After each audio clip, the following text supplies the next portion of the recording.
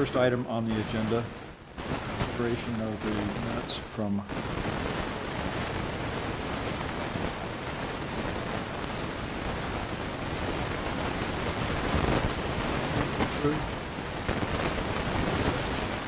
I was absent, so I can't really comment.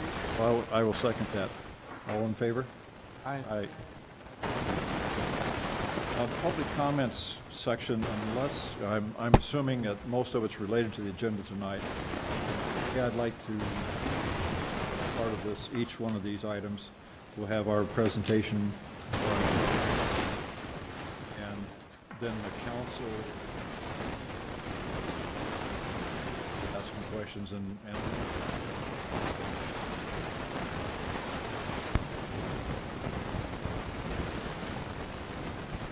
that haven't been addressed. I want public participation, but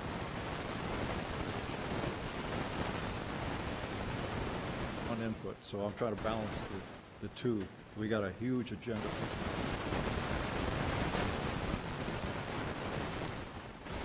Okay, first item. There's no unfinished business. New business, presentation by SEH on the Vine Street pedestrian safety study. Did you want to say anything about this before Glenn prefaces it? Well, or- first and foremost, thanks to everybody for coming out. And so as staff, just to let you know, we will be writing down those comments, taking them back to developer and the people that did the preliminary design, and kind of comment on what we heard from the public.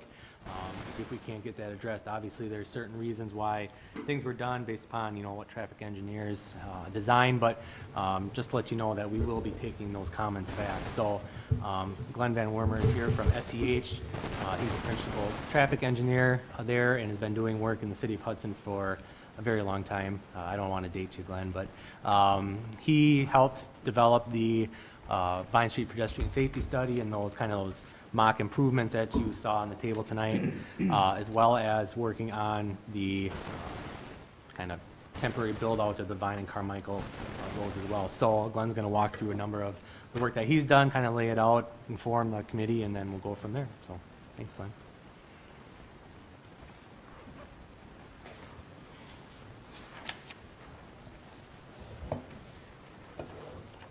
I've tried to put together a presentation that should address all of the questions that you have.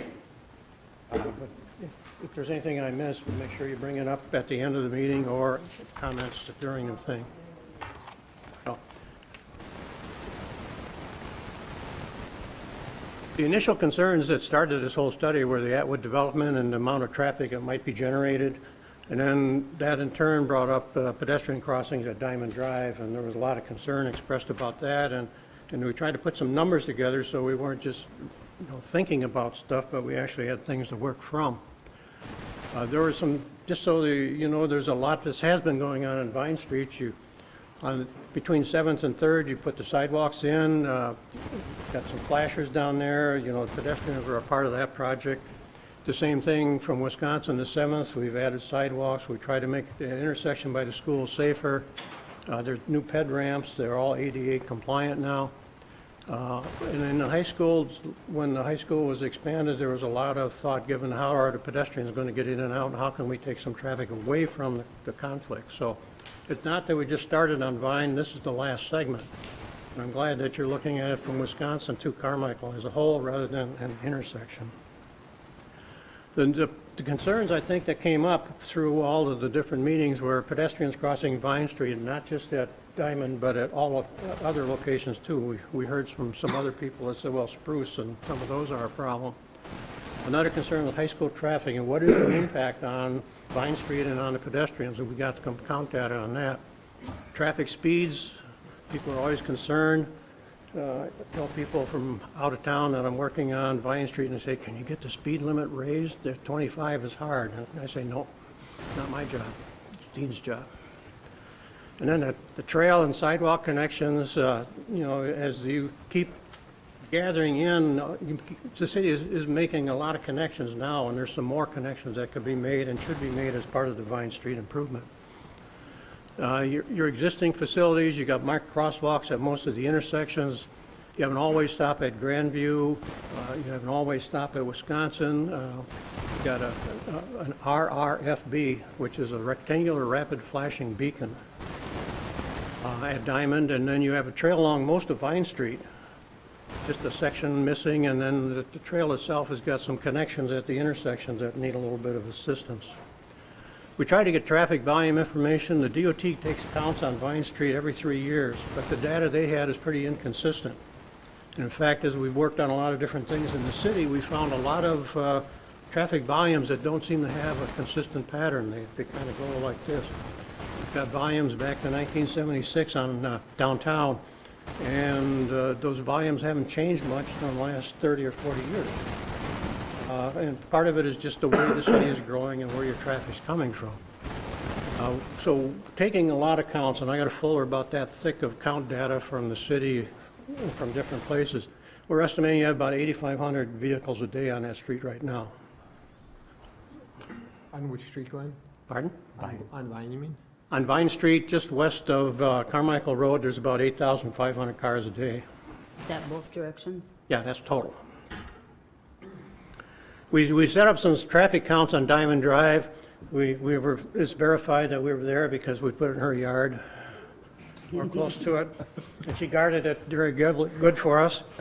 We collected it in August and October, so we'd have one in the summer when the Y probably had a lot of traffic, a lot of pedestrians walking to it, and then in October, after Vine Street was open past the high school.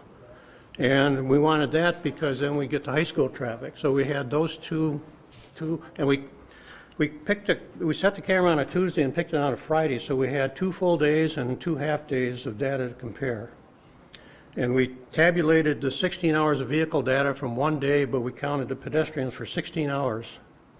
And we didn't just tabulate the pedestrian numbers, we followed the paths, so we know how many went north on the crosswalk on the east side of Diamond, and how many went west, and how many went east, and how many went towards the Y.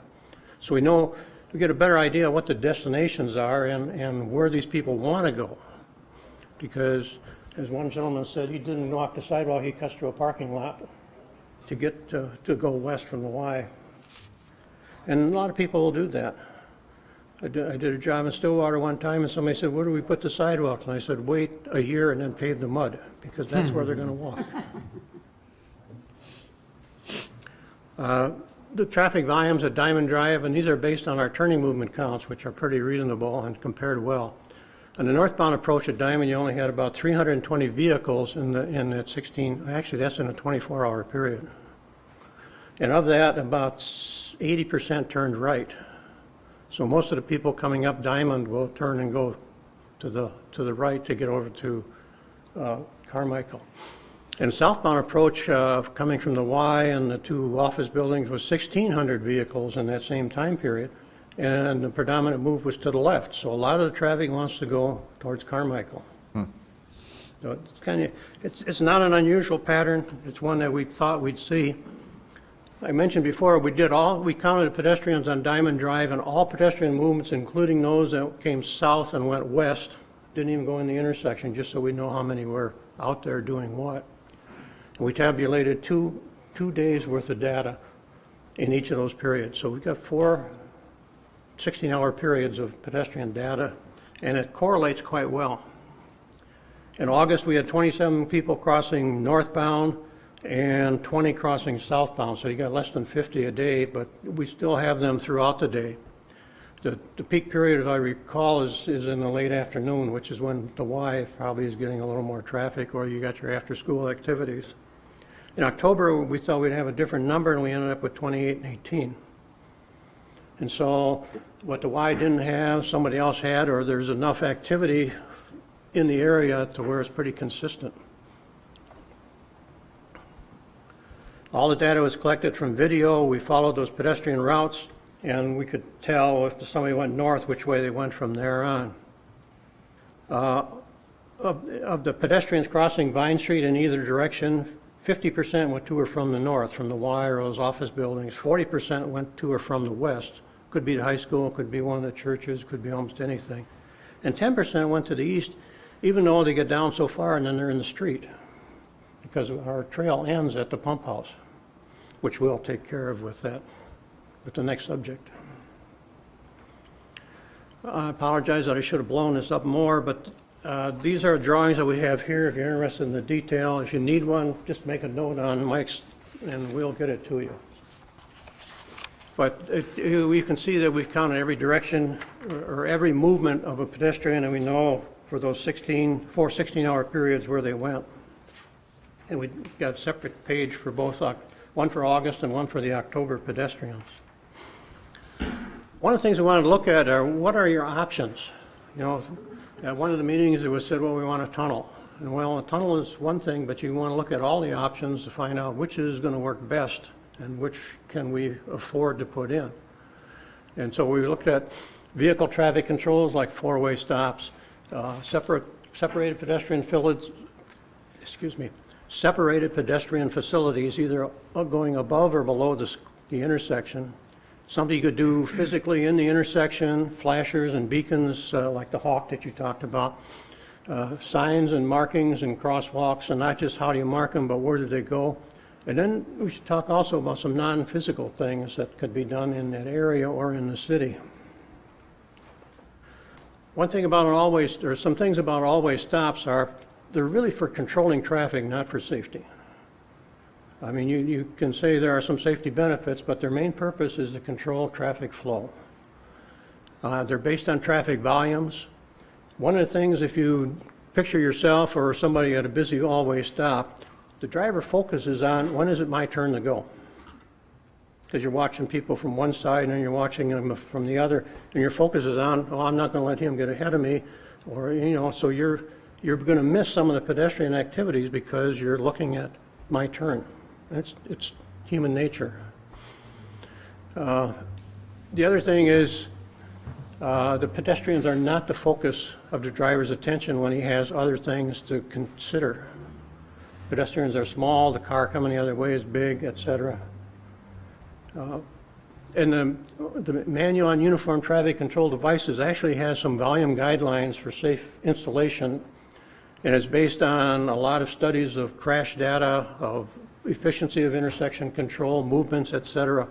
And at low volumes, if you put in a all-way stop, you may increase the traffic numbers on a ratio, numbers per vehicle. It's unfortunate, but people will roll stop signs, as you know. I got a lot of interesting stories over a long career, but I won't tell you them all. But I've seen that so many times, and if you go out to an intersection, you see they roll. Are you saying there will be more pedestrian encounters with cars if? Well, could be when you from put rolling in a stop four-way signs? stop, you have that problem of motorists not watching for pedestrians, where if they were going through, they wouldn't have to worry about cross streets or So opposing the conclusion is traffic. could be more accidents rather Good. than less, more crashes. Yes. And that's why they said if it's for traffic control, then you should have some minimum volumes met before you put in an all-way stop.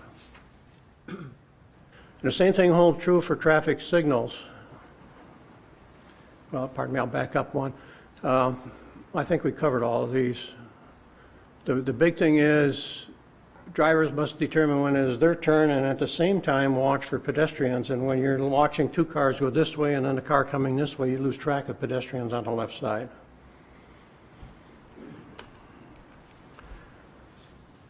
So with little cross-street traffic, you get a lot of glances because they don't see a reason. So if you got like 100 cars on one and 500 on the other, the chances of the 500 seeing a car coming out are going to get slimmer and slimmer as the volumes decrease, and you're going to start rolling through because I haven't seen one. You know, just like the accident report where the guy backed out of the driveway and hit a car, and he wrote down, well, I backed out of my driveway and I hit a car that was never there before. And that's what we see a lot. You know, people just don't assume that it's there. So we see a lot of rolling stops. Traffic signals are similar. They're for controlling traffic. They're based on traffic volumes. There's a lot more data out there that says if you put in a signal in the wrong spot, you can actually make the intersection worse. People run red lights. I don't know why. A lot of them try to beat it. A lot of them will speed up to get through. Some of them just think, why, it's not for me. And the driver focus, once you put in the signal, is no longer on the street as much as it is on the color on the signal. I'm watching the green to see if it's going to come up, and when the yellow comes up, I floor it. That's what the mentality of a lot of drivers is. Yellow means go. Go like heck. And it's unfortunate, but that's what we have to deal. We have a lot of laws, and you can't just say we're building for the laws. We have to build for the way people will drive within those laws. And it's unfortunate, but it's the safest way to be realistic. And we know that not only with drivers, but pedestrians will violate traffic signals. We had a signal near a high school, and for a long time, I swear that the only time the push button got pushed is when somebody was monkeying around and they elbowed it as they got shoved over that way. They didn't push it, they just walked across. Now, it's a lot better today with a lot of the newer signals and push buttons and the pedestrian indications. And again, the manual has guidelines, and the guidelines probably should be followed. You can go to grade-separated pedestrian facilities, which actually could eliminate pedestrian conflicts. It can be a bridge, it can be an underpass, but the big thing is it has to be ADA compliant, which means you have to have a specific slope, or you can put a little steeper slope and have pads for rest areas. But that's a law. It's not something we can say, well, not here, but it's the way it is. The Wisconsin Guide to Pedestrian Best Practices says about tunnels, grade-separated facilities are most appropriate when you've got moderate to high pedestrian activities, when there's a good demand and they're trying to cross a freeway or an expressway or a major arterial road, generally high-speed or high-volume roadways.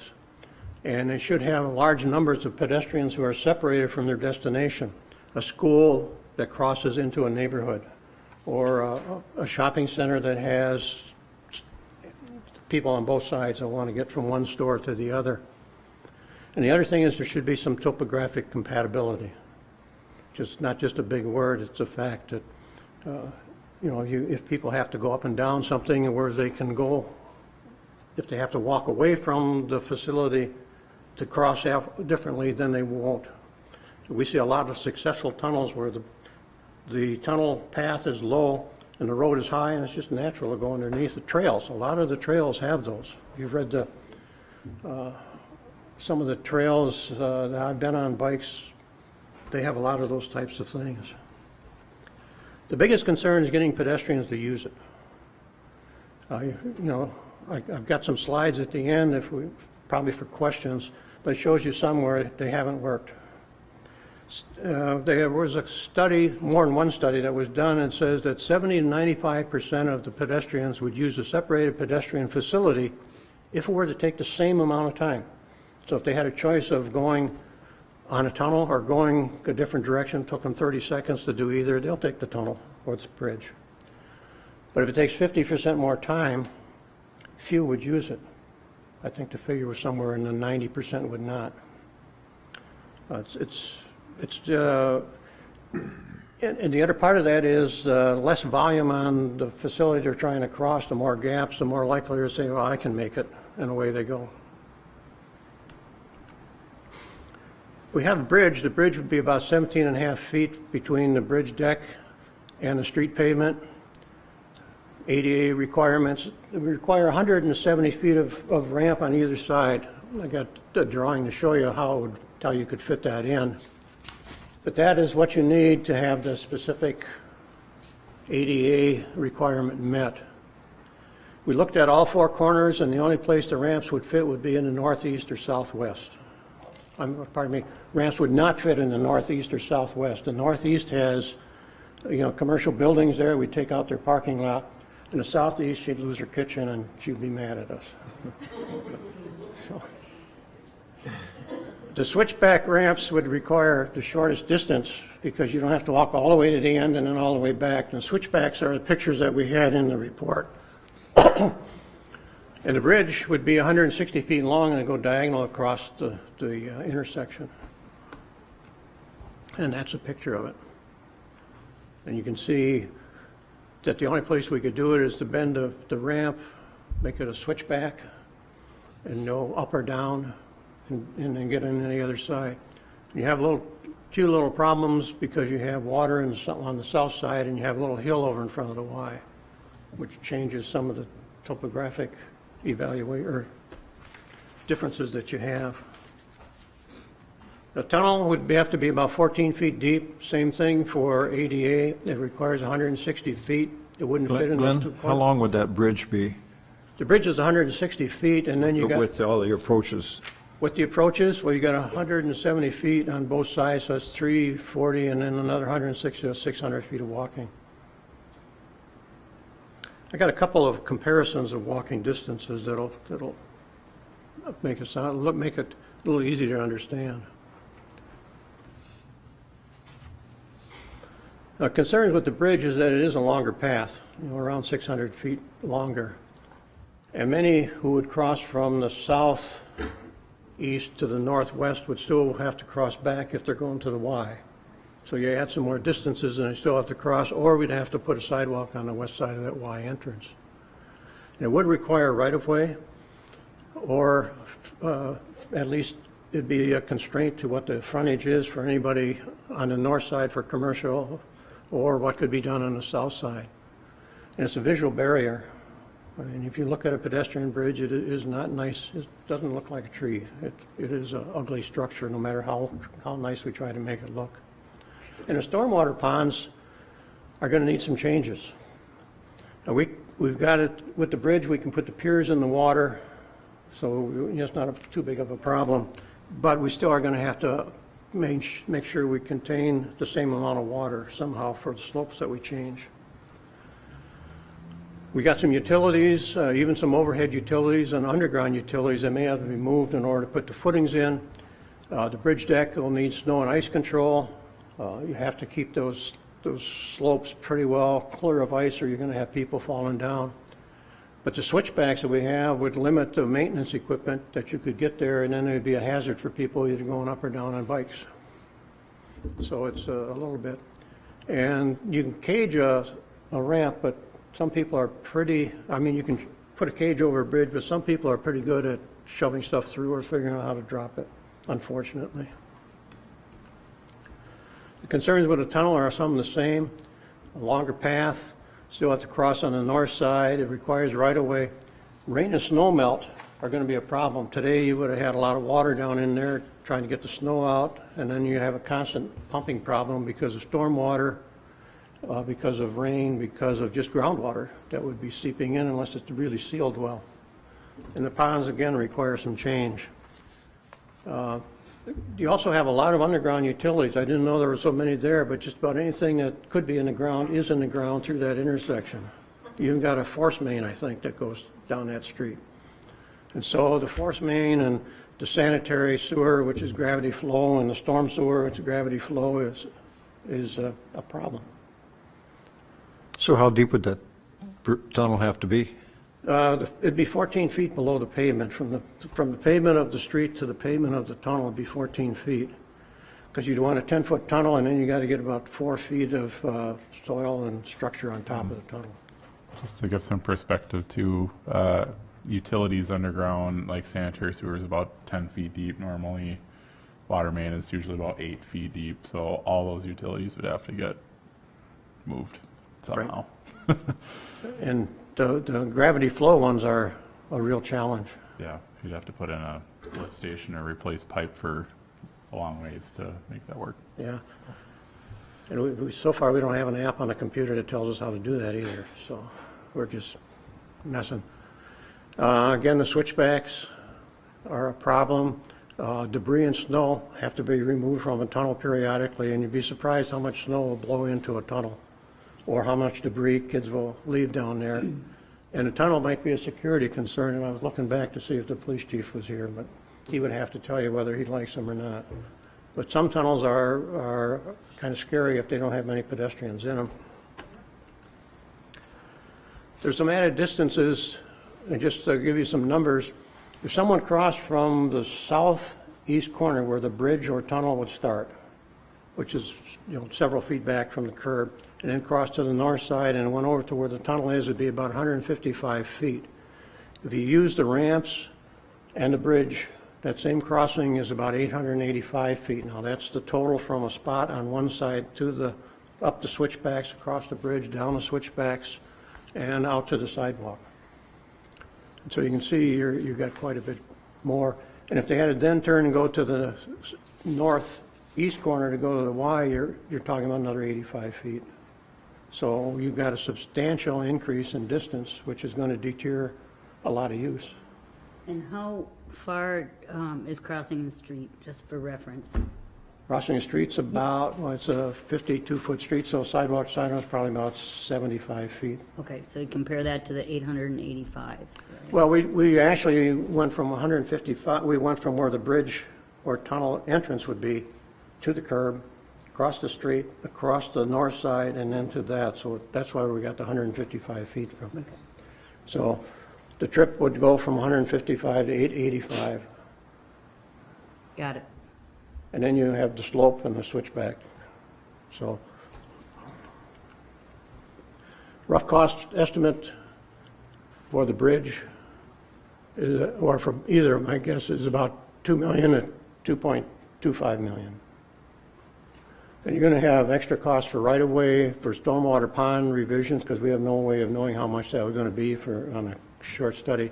And utility relocation, in the city and the private ones, is going to cost somebody some money.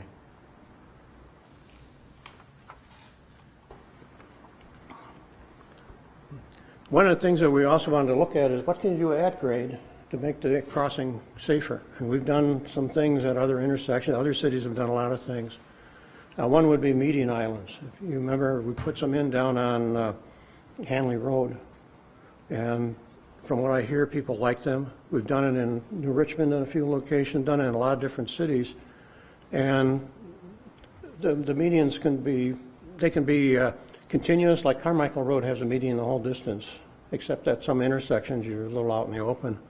Or it can be short like those little stubs we put in on Hanley Road. What they do is they provide a number of pedestrian benefits, but they also serve as traffic calming, and they reduce the speeds, but the big thing is they reduce some of the speed differential. You know, we talk about speeds and we say, well, we got to slow them down, and what we really want to do is get everybody going at about the same speed so that you know how fast people are coming, and you know how fast you're coming up on a car in front of you, et cetera. And I've often thought if everybody was going at 30 miles an hour, same speed, it'd be a whole lot better than if you had some going 25 and some going 40.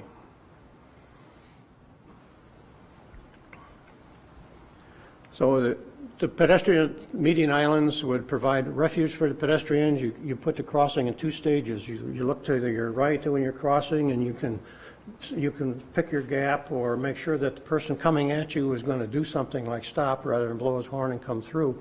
And then when you're out in the middle, you can look at the other way. You have a chance to look rather than looking this way and trying to see if he's going to stop, and then you have to turn before you get across and see if there's somebody coming from the other way, especially turning traffic. That's a big pedestrian problem, is people who make right or left turns into them. So there's a lot there. The other thing is drivers have a better reaction to motorists if they're on the left side and closer to their visual path than if they're on the far side. And so you give a spot for a pedestrian to stop, but you also give the motorist a little better vision of them coming. And the biggest thing is turning traffic has a better idea of where their path is and where the pedestrians might be, because they have to look to see how they're going around that island.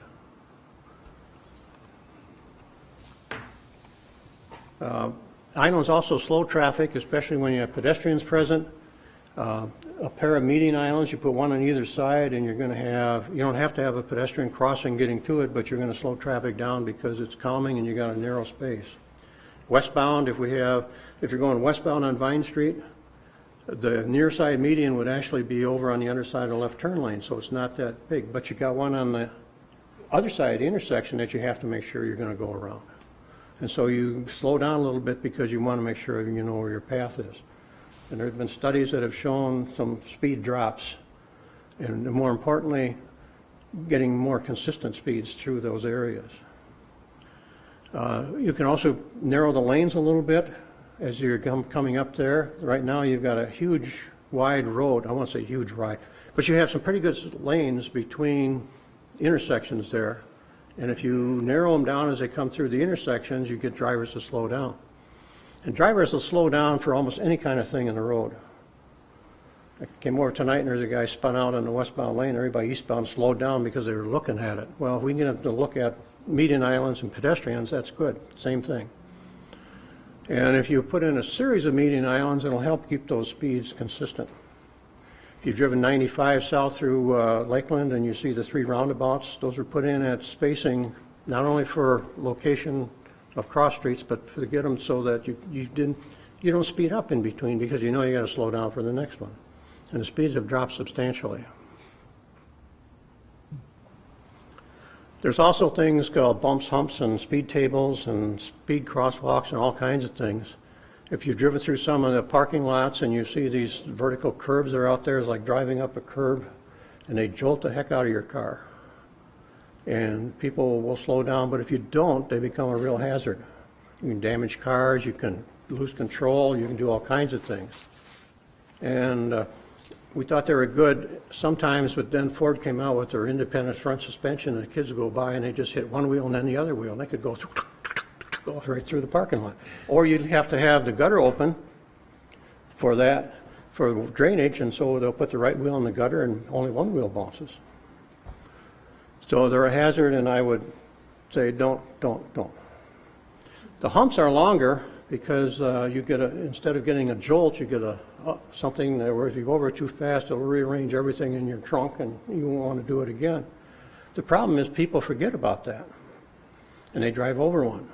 And if you see a speed bump, take it at about 25 and you won't forget it again, but people do, they do forget. The other thing is... Question, Mike, the Public Safety Committee has been looking at humps in certain situations. Have they determined anything that's... I know one of the things that we have been talking about it, one of the things was to have Dean review it, and Dean has reviewed kind of the speed hump policy that they're looking to put in place, but it hasn't been brought back to public safety as of yet. So Okay. I don't know if you have anything else to add. Yeah, and I would say that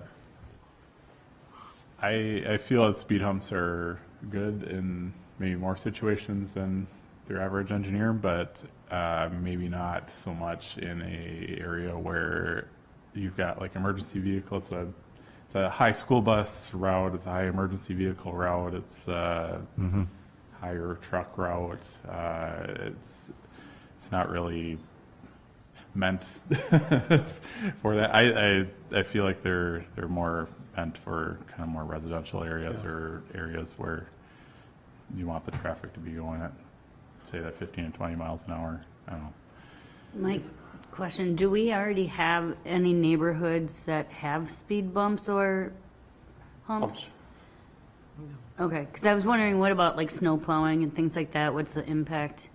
Well, that's We don't really know yet. I mean, it is a. Can only imagine. Yeah, exactly. And then, you know, you're cutting into road, creating 2 seams in new asphalt pavement, which isn't, so I mean, I know when we developed this draft policy, there are a lot of stipulations to look at prior to, we don't want to have a city full of speed humps either, and nobody get around, I just imagine. But, yeah, so I mean, those are definitely things to think about and consider Okay, before adding thanks. them. Yeah. Speed humps used to be probably 30 years ago when they were first invented. Everybody thought they were really great because they did slow down traffic.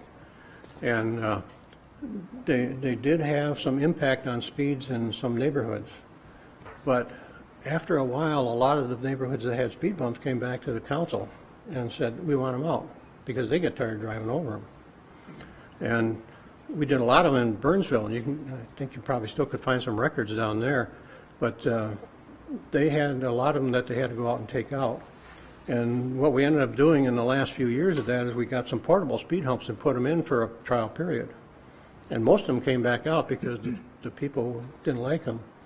And a lot of your policies in cities now say that you have to have a petition signed by 75% or some big amount of the people in the neighborhood who would be in favor of them.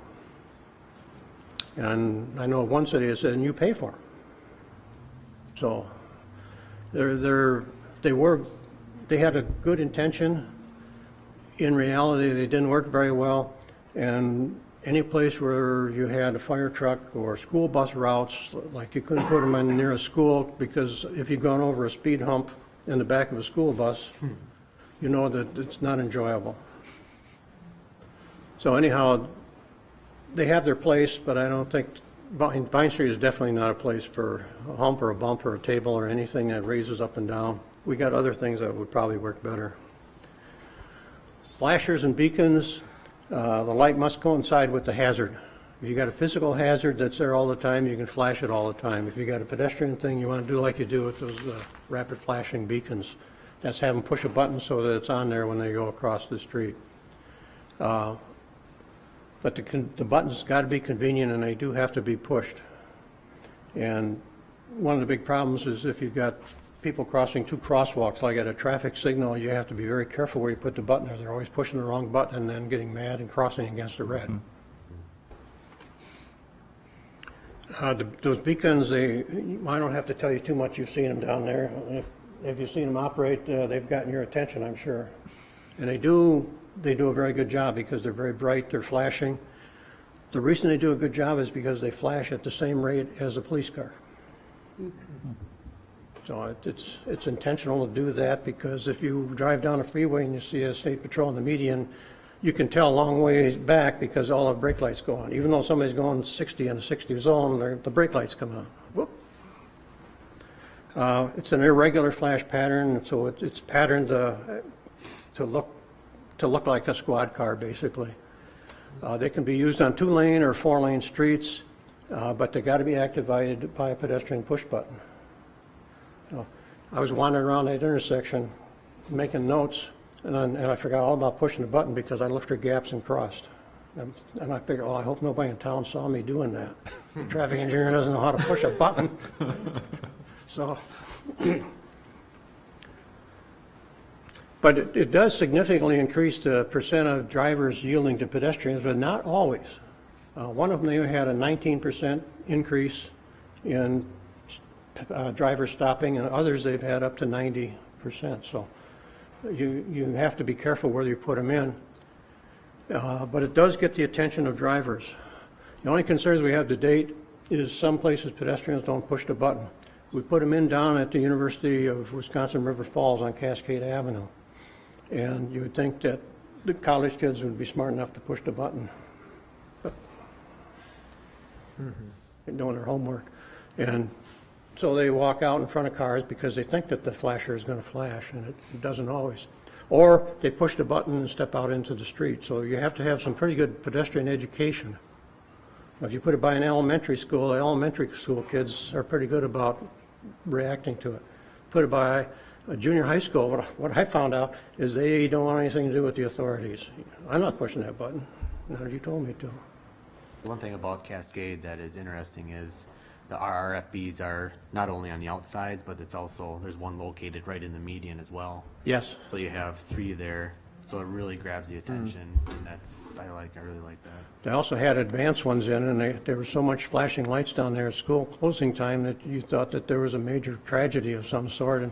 And the other part of it is drivers would see so many flashing lights that eventually they would start to say, well, I don't know what's going on, but I'm just going to get the heck out of here. Yeah. So you have to be careful how you put them in and where you put them in, because they don't always work, and they are not always positive. And so to that point, I mean, on Vine Street, you're not going to want to put an RFB at Diamond, you're not going to want to put another one at Grandview, you're not going to want to put another one at Spruce, because then we already have one just past the high school, so then you have like 4, 5, 6 of them in a row, and is it defeating the purpose of having them in the first place? Exactly. And that's the one concern, the last concern there is overuse can eradicate the potential or the good because there are too many. Hawk. I often wonder why I call it Hawk, and I finally figured out because the H comes from high intensity and the A comes from activated, and then the last 2 come from crosswalk, W and a K. So I couldn't, it took a long, I had to go to the Federal Highway Administration to get that one figured out. It's really a special type of traffic signal, has the 2 indications per approach, has pedestrian indications, it has to be activated by a pedestrian, and there's a certain sequence that it follows. And the sequence is pretty well set. It's in the manual, and we have to follow that manual. This is one in St. Cloud. This one's had very good success, but it's a 4-lane, 40 or 45 mile an hour roadway is at an intersection with no median. I mean, you got a median raised there, but there's no opening for the cross-street traffic. So you don't expect to see a pedestrian there. And they put this crosswalk, this hawk crosswalk signal in, and it seemed to be working quite well. But it's, I'm thinking somewhere in the neighborhood of 15,000 cars a day. It's on 23, I think. Or no, it's, yeah. There's also one, if you've been in Forest Lake, at a mid-block crosswalk on Highway 61. And that crosswalk's been there a long time. That's only a 2-lane road, but it has a high volume.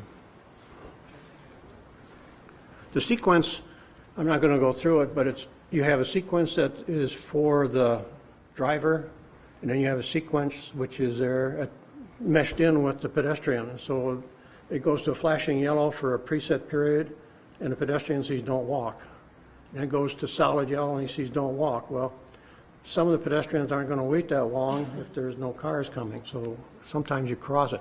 Now in St. Cloud, with that volume and with the 4 lanes, they'll wait. You get to a 2-lane road and you find a gap, I might not wait. And then at the end, there's a little bit of misunderstanding between the driver and what the flashing red means, because people are still walking in the intersection when the flashing red comes on. Flashing red means you stay stopped until the pedestrian's out of the way, but then you can go. And so we've been having a lot of fun trying to get people to understand what a flashing yellow arrow means in a left turn lane. And so, you know, you have a learning curve. And it's usually used for high speed, high volume. There's some guidelines in the manual again, and they're run by pedestrians. The estimated cost about 50 grand. And the concern is, will the pedestrian wait? Marked crosswalks, Also- you have to have an ADA requirement. Yeah, go ahead. Sorry, just one more thing about the Hawk systems. They're most effective at mid-block crossings because if you're at an intersection and there's one of these Hawk systems like on the street you're turning onto, you can't always see the light that's being flashed or whatever towards other streets' traffic, and so you can turn out into the traffic that's supposed to be stopped, and it can be a problem. So they're best at mid-block crossings. Not to say you can't put them in at intersections, they're just best at mid-block. Yeah. Tucson, Arizona's put them in both places. Minnesota, the only ones I know about are in Forest Lake and St. Cloud, and those are not at full intersections. Forest Lake is actually a Yeah, we had one crosswalk. I came from Red Wing, and we had one on Highway 61 in Red Wing as well, which is a mid-block crossing right next to a quick trip, so it gets a fair amount of use. But yeah, MnDOT made sure that it wasn't at an intersection specifically for those concerns. So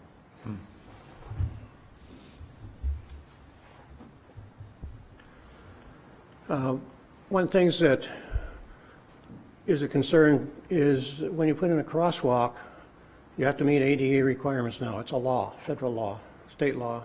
You have no choice. But you can put it in and still meet the law and not have it effective. And so you want to make sure that it leads the pedestrians into the crosswalk. If you see a lot of yours, they're in the center of an intersection of the radius. And so if you come down those and you have a visual or you have something on wheels, you're probably going to be out in the street, and then you have to turn to go over to the other one. And so those are not good. And in the pedestrian recommendations, the study that was just done, that's one of the big things, is it's got to be ADA compliant, but also should be pedestrian friendly and lead them in the right direction. You need a landing area. Anything on wheels needs an area to turn. Bikes, strollers, skateboards, whatever you're out there with, wheelchairs especially. You need to have a spot where you can be level rather than try and do it on a slope and a pedestrian ramp. And these ramps are very, very desirable, not only for handicap, but also for anything with wheels. And so you want to do it. The other thing is you don't want to have the crosswalk come in and have the pedestrian go down the side slope of the ramp. When you get older, as some of us have, it's a little bit harder to walk down the side of a slope. Marked crosswalks, I think you've got a good policy where you don't put them in wherever somebody wants. because they're not always safe. There's lots of studies been going on for about 50 years that say you can put in a crosswalk and you might increase the accidents. Because pedestrians think, I got to walk, I can go across it. And they let down their, and if you put too many crosswalks in on the street, it gets just like you mentioned, you get too many things in a row and pretty soon the drivers are not watching them. Overuse is not good, and there's all kinds of options. So we'd say, go look at that report that we put together on sidewalks. It talks about them. I want to look specifically at some intersections and show you what we can do. This is Diamond, and if you see the crosswalk that's there right now, I can do this, not very well. But pedestrians who end up here are actually in the street.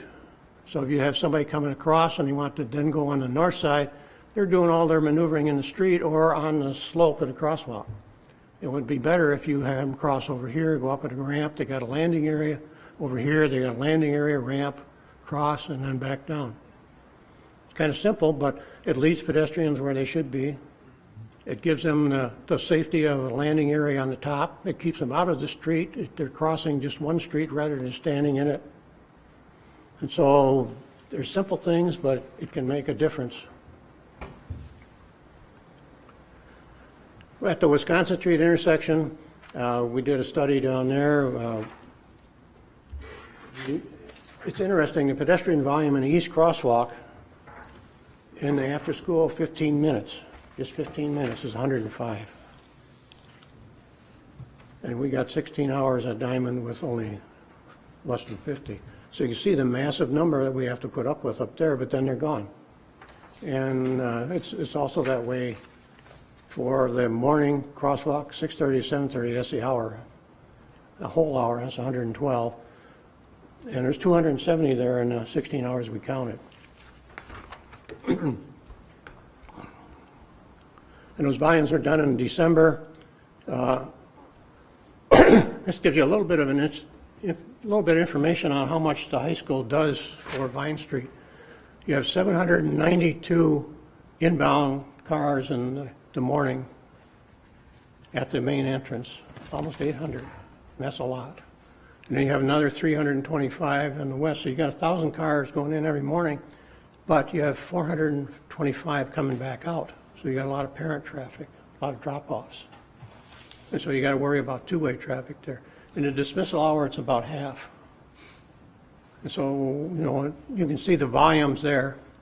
Because you got about 500 total inbound and outbound, and over 1,000 inbound and outbound in the morning. We've looked at some more information there in terms of the arrival period and eastbound, westbound. So what that means to Vine Street is westbound traffic coming past your neighborhood. And now this includes some coming out of Grandview or Spruce or out of those places, is about 400 westbound at the school. And the eastbound traffic is about 110 coming out of the school. So you got basically 500 cars associated with the school in the morning. And in the dismissal period, you've got about 400 cars.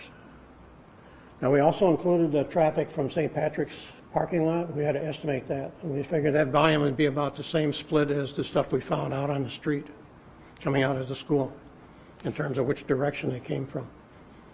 And so there's your answer on how many high school kids you got going by. And it's substantial, it's noticeable.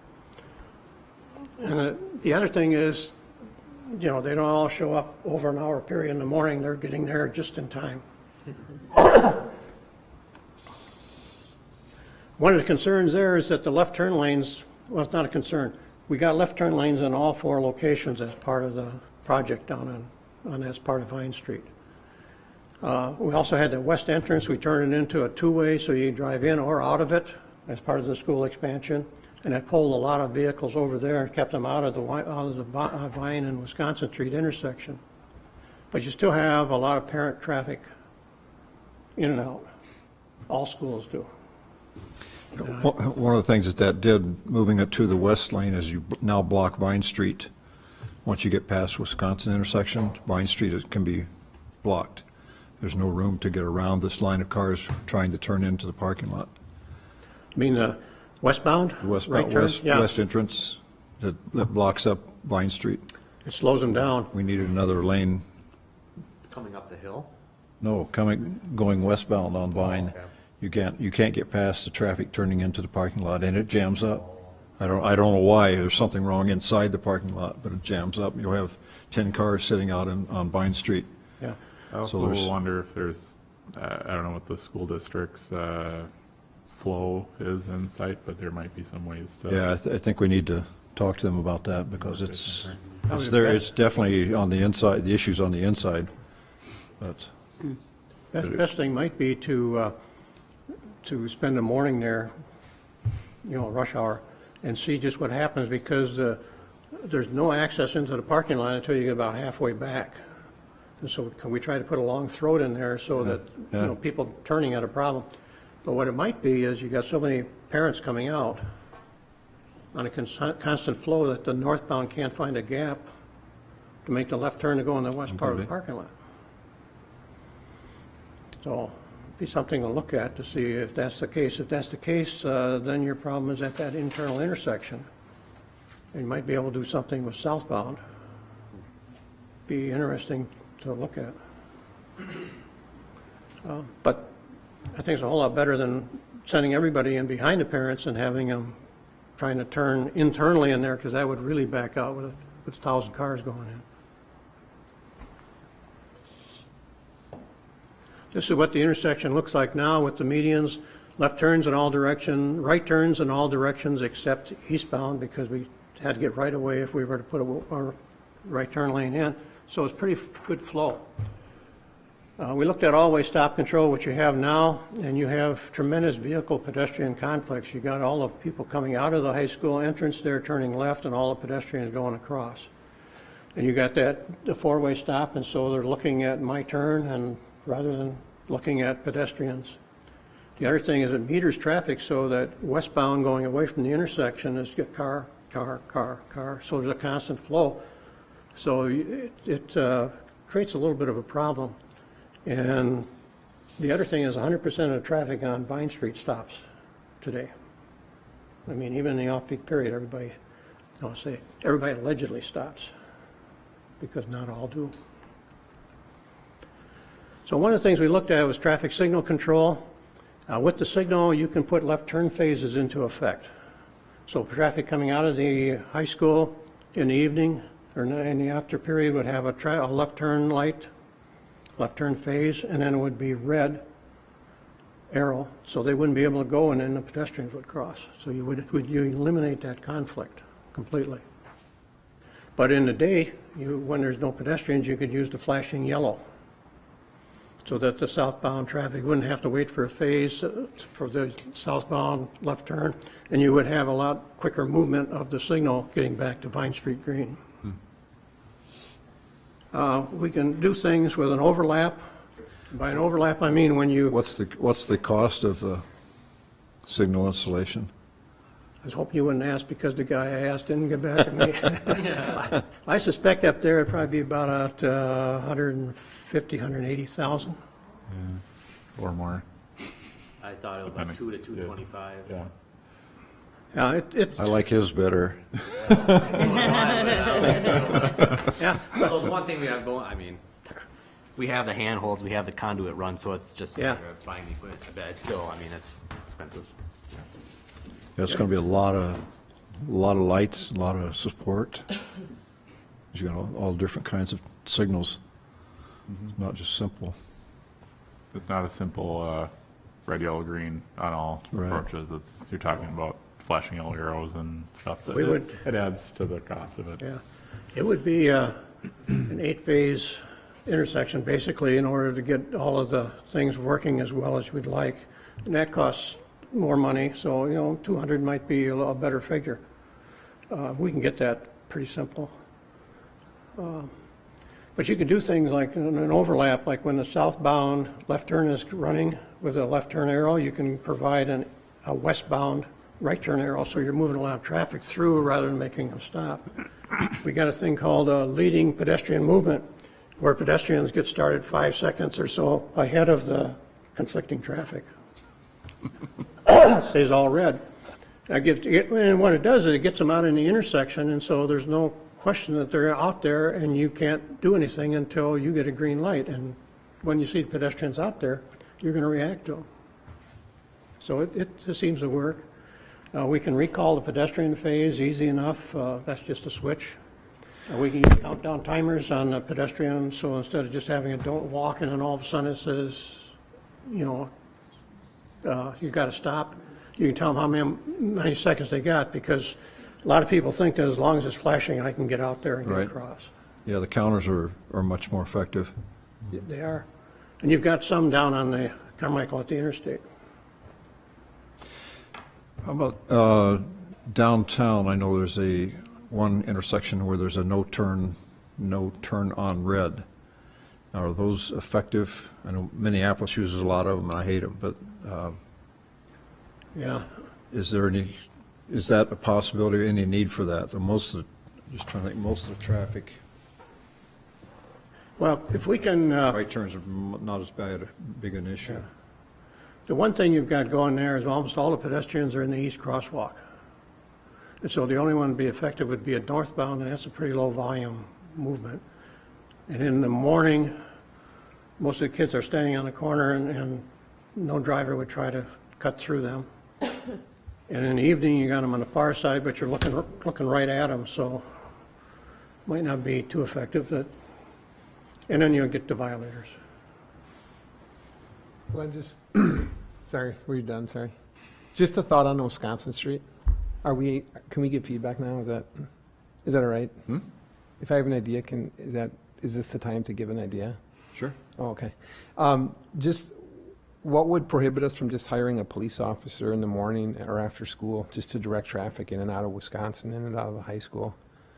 Because how effective would that be, just to have, or like a game night if there's a football game going on, you know? If it's that half-hour chunk in the morning and half-hour chunk after school when it's really busy, when you're concerned that you have 105 people crossing, I would just hire a police officer and put him out there to direct traffic. A couple quick comments. You probably need 2 officers to do a good job. Sure. So you've doubled your people there, and it might be a little hard to find somebody. Secondly, we've had police officers directing traffic. Oops, lost it. We've had police officers directing traffic, and a good, well-timed traffic signal beats them every time. Because they have to talk to each other, and they have to figure out when they're going to get a gap. Whereas the signal is counting traffic on all the different directions of approach and trying to figure out when it should go. And it's programmed so it comes up with the least amount of delay overall. Whereas the police officers have to go by what their judgment is. And some are real good, and some aren't at directing traffic. Yeah, I would just be curious about that, so. We've used them in some situations, and other situations they haven't worked out, so. So would that be a camera-controlled system? That's More than visually, likely. More than likely be camera control, because we don't want to rip up a brand new intersection to install Yeah. loop detectors. So, I think those are more effective anyway. yeah.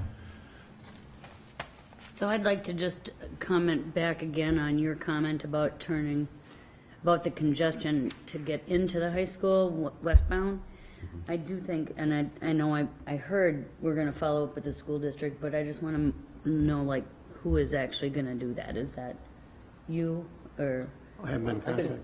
I'm liaison to the school district. so I can Because work with if, I haven't been to the high school too much lately, but, I recall from going to a concert or two, is there a booth that they have to stop at within the first That's gone little now. entry? That's gone now. Oh, it's gone Yeah, I now, don't think- okay.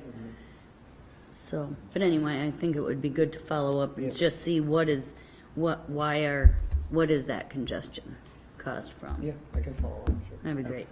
And the other thing too that would help alleviate, well, not alleviate, but as you're heading east, just south of the football field, right, and you're heading east on the walking trail, if whenever we do redo Vine, is to bump that trail in and have more queue space for that right-hand turn. I mean, I don't know how far back we can I don't know what the right of way is there or something like that, but that's something else that we can look at in the future. Make that is longer? Make that right-hand turn lane going into, as long as we can make it. Right. You know, so we try to get all the cars over there. Right. Right now, it's only, you know, I think you can fit like, I don't know, 10, 15 vehicles in that queue. And that's not a whole lot. Right. So, One for 1 1,000 thing vehicles. could be done is to take those volumes that we have for the AM and put them into that synchro program that we use on a lot of different things and see with a signal and without, with a signal and with a four-way stop, what the backup would be, what the queue length would be of that backup. It'd take a couple hours, it'd probably take 7 or 8 hours setting it up. Any other question, Glenn? So if the lights, if there was a single light there in Wisconsin, and does it change patterns when it's not the beginning or end of school, or is it a consistent pattern throughout the day? How do you program that? It's run by actuation of vehicles. There are detectors out there that will count the cars coming. Okay, And so you can set it up so that it would be green on Vine Street most of the time, but when a car comes out of the school or north on Wisconsin, it would give a little bit of delay. And well, now we got the lane, so we can set it up so we can have delay with a right turn, but none with the through. And then it would turn and then go back green. And if there's 10 cars, it would give enough time for the 10 cars to get through. If there's 2, it times a minimum amount of green, and then the number of actuations extends it to a maximum amount. okay, So very few places are now fixed time. okay. I also I just remembered something too, with a traffic signal, you've also got like operating costs you have to think about too, like the lights burn out, they take electricity, somebody hits something, you know, with a car. So just gotta keep that in mind too. It's a cost, but with the LEDs, the bulbs don't burn out very much, and with group relamping on LEDs, you're up there only a few times every decade almost.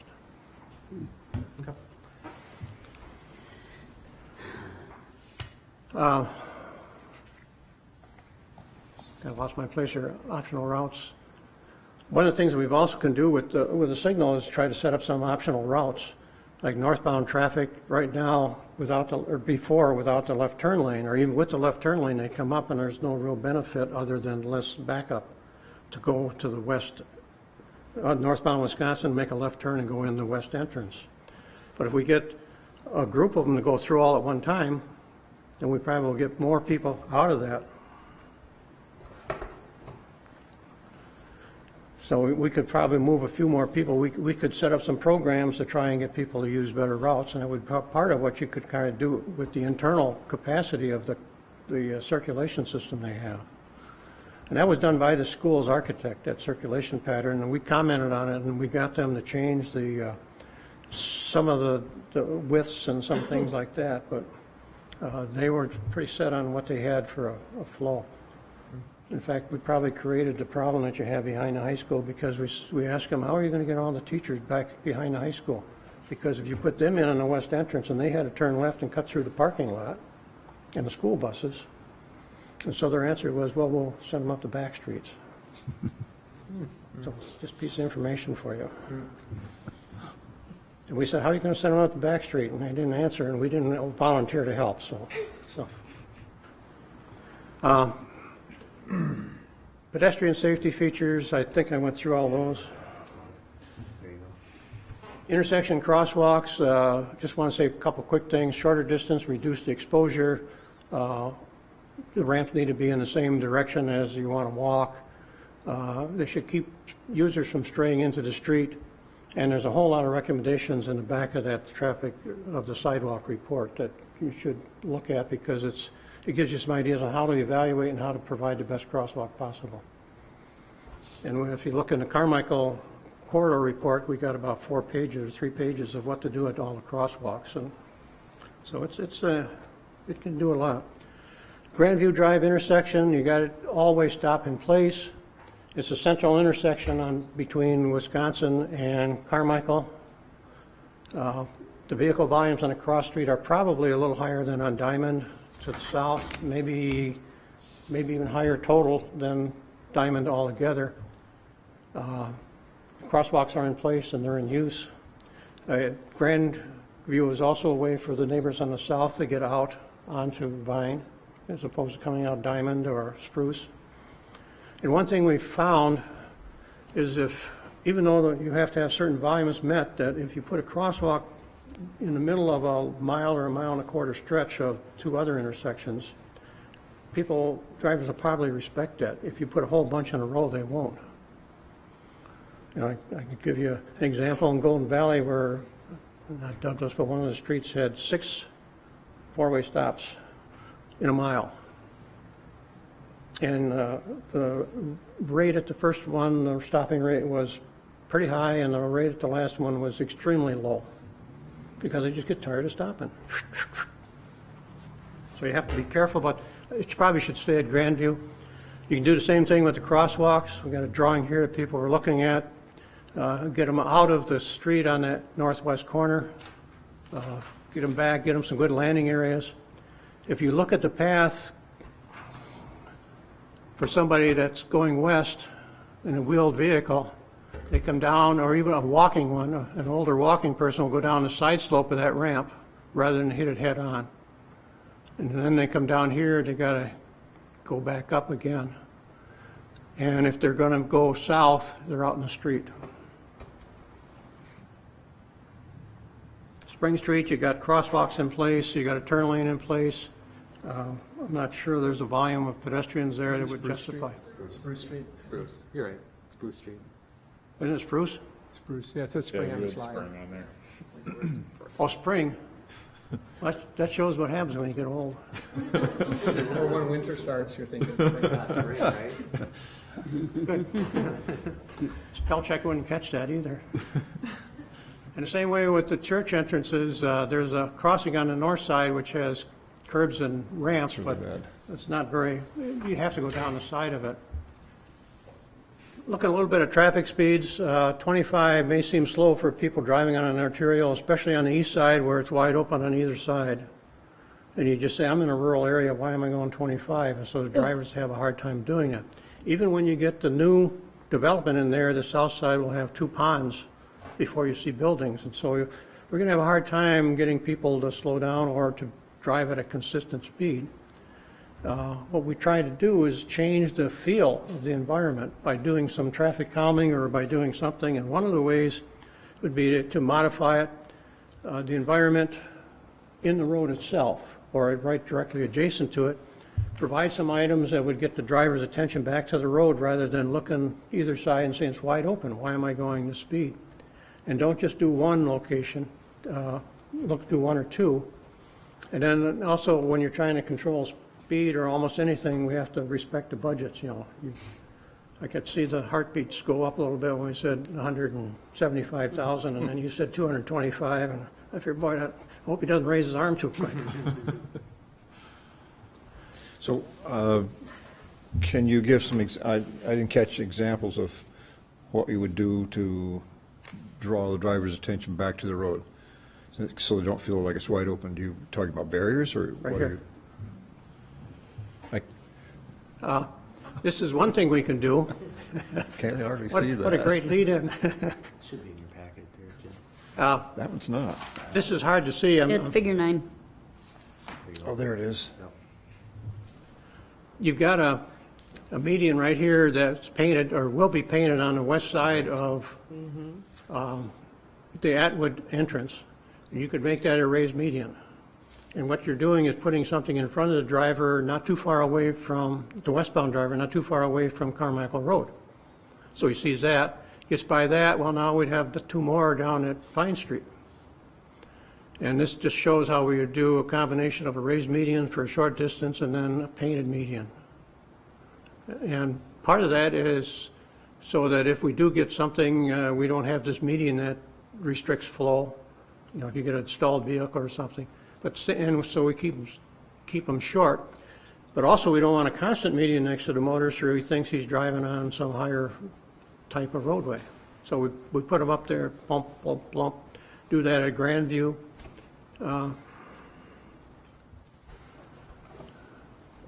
You'd end up with, you could put a median at the signal at Carmichael, but your chances is, you might not want to do that until we get into the Carmichael redesign. But you have a chance to put in a raised median right now on the west side of the Atwood Bella Rose development. You could put one in on either side of Diamond. You could put one in on either side of Grandview. You put one in on the west side of the St. Patrick's Church entrance. In other words, you've got about 5 different places where the driver has to focus on something in the road. His attention is going to be drawn to it. You're also putting something out there for the pedestrians and for the refuge. Right. So it's a combination of helping a pedestrian, slowing traffic, and it might even slow down those 500 high school kids. Would you put one in at Spruce also? Could, but that's why I put that last line, said respect budgets. I mean, you can do a lot of things. Spruce is pretty close to Grandview, but you could do it. So we're actually throwing out as an idea, not as a final recommendation. Yeah. Spruce is a pretty scary place to cross as a Right. pedestrian.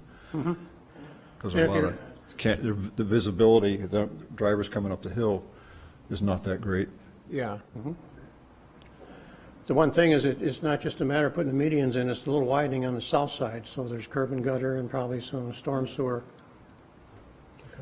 Because we tried to fit it into the existing, and it wouldn't go, and so we're waiting for the final topographic surveys to give us real accurate information so we can actually draw it.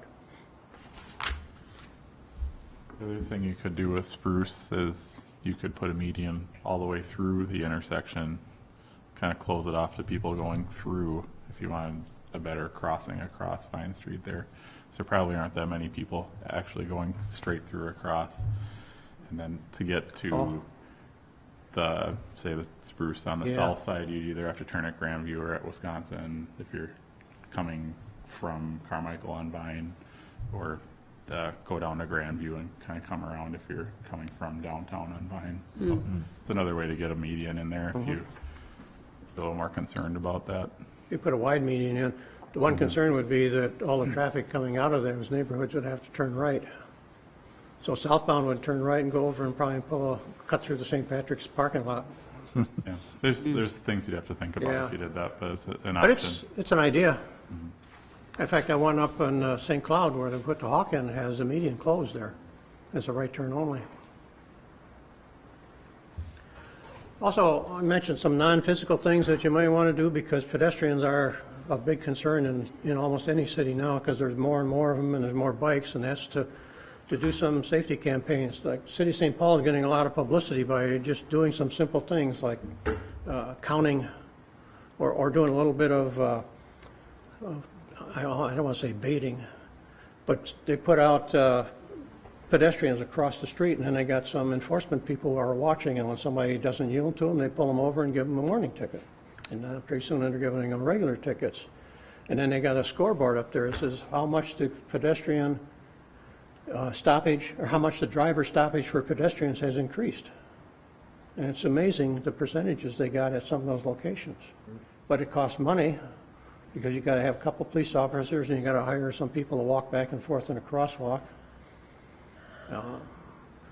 But you also don't have to have police officers, you just have to have somebody tabulating the cars that stop and don't stop.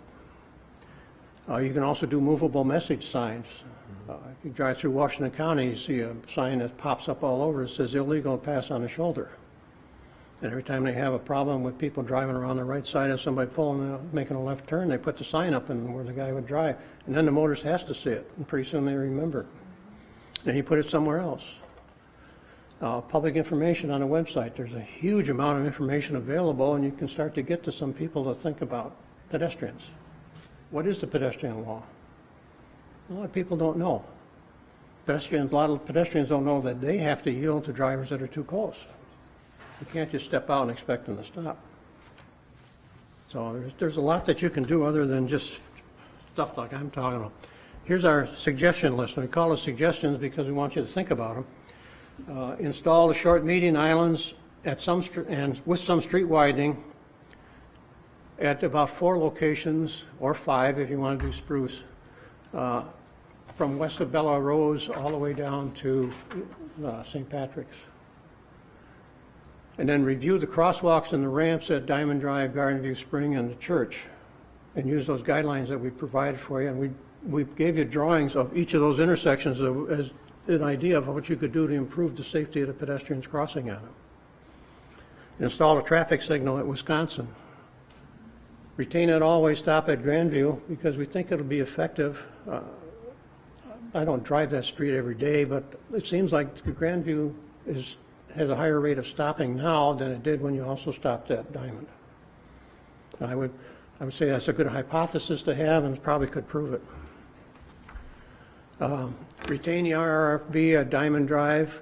If you put a median island in, you could put a second one on the island, but at, what are they, about 10, 12? About $8,000 a piece. $8,000. If you put one in at $8,000, somebody's going to drive over it eventually. Anything you put on a median is vulnerable. Install a median at Carmichael Road as part of the Carmichael Road project. We weren't going to on the concepts, but as we start looking more at Vine, you probably want to think about putting one there because you got the north-south trail. You might be able to put in something different than an at-grade crossing, but it'd be something to think about as an alternate. Consider a pedestrian safety program with those things I talked about. Continue to connect your citywide trail program so that you can get almost anywhere you want to go in the city. And that includes some neighborhood sidewalks. You know, I don't know whose front yard that sidewalk stops in front of, but I know they don't turn around and go back. They keep walking. And then complete the trail on the north side of Vine at Carmichael. And make sure that you get some good ADA handicapped, properly directed. I think it shows up on those drawings. And I'm sorry it took so long, but there's an awful lot of stuff that we had to talk about.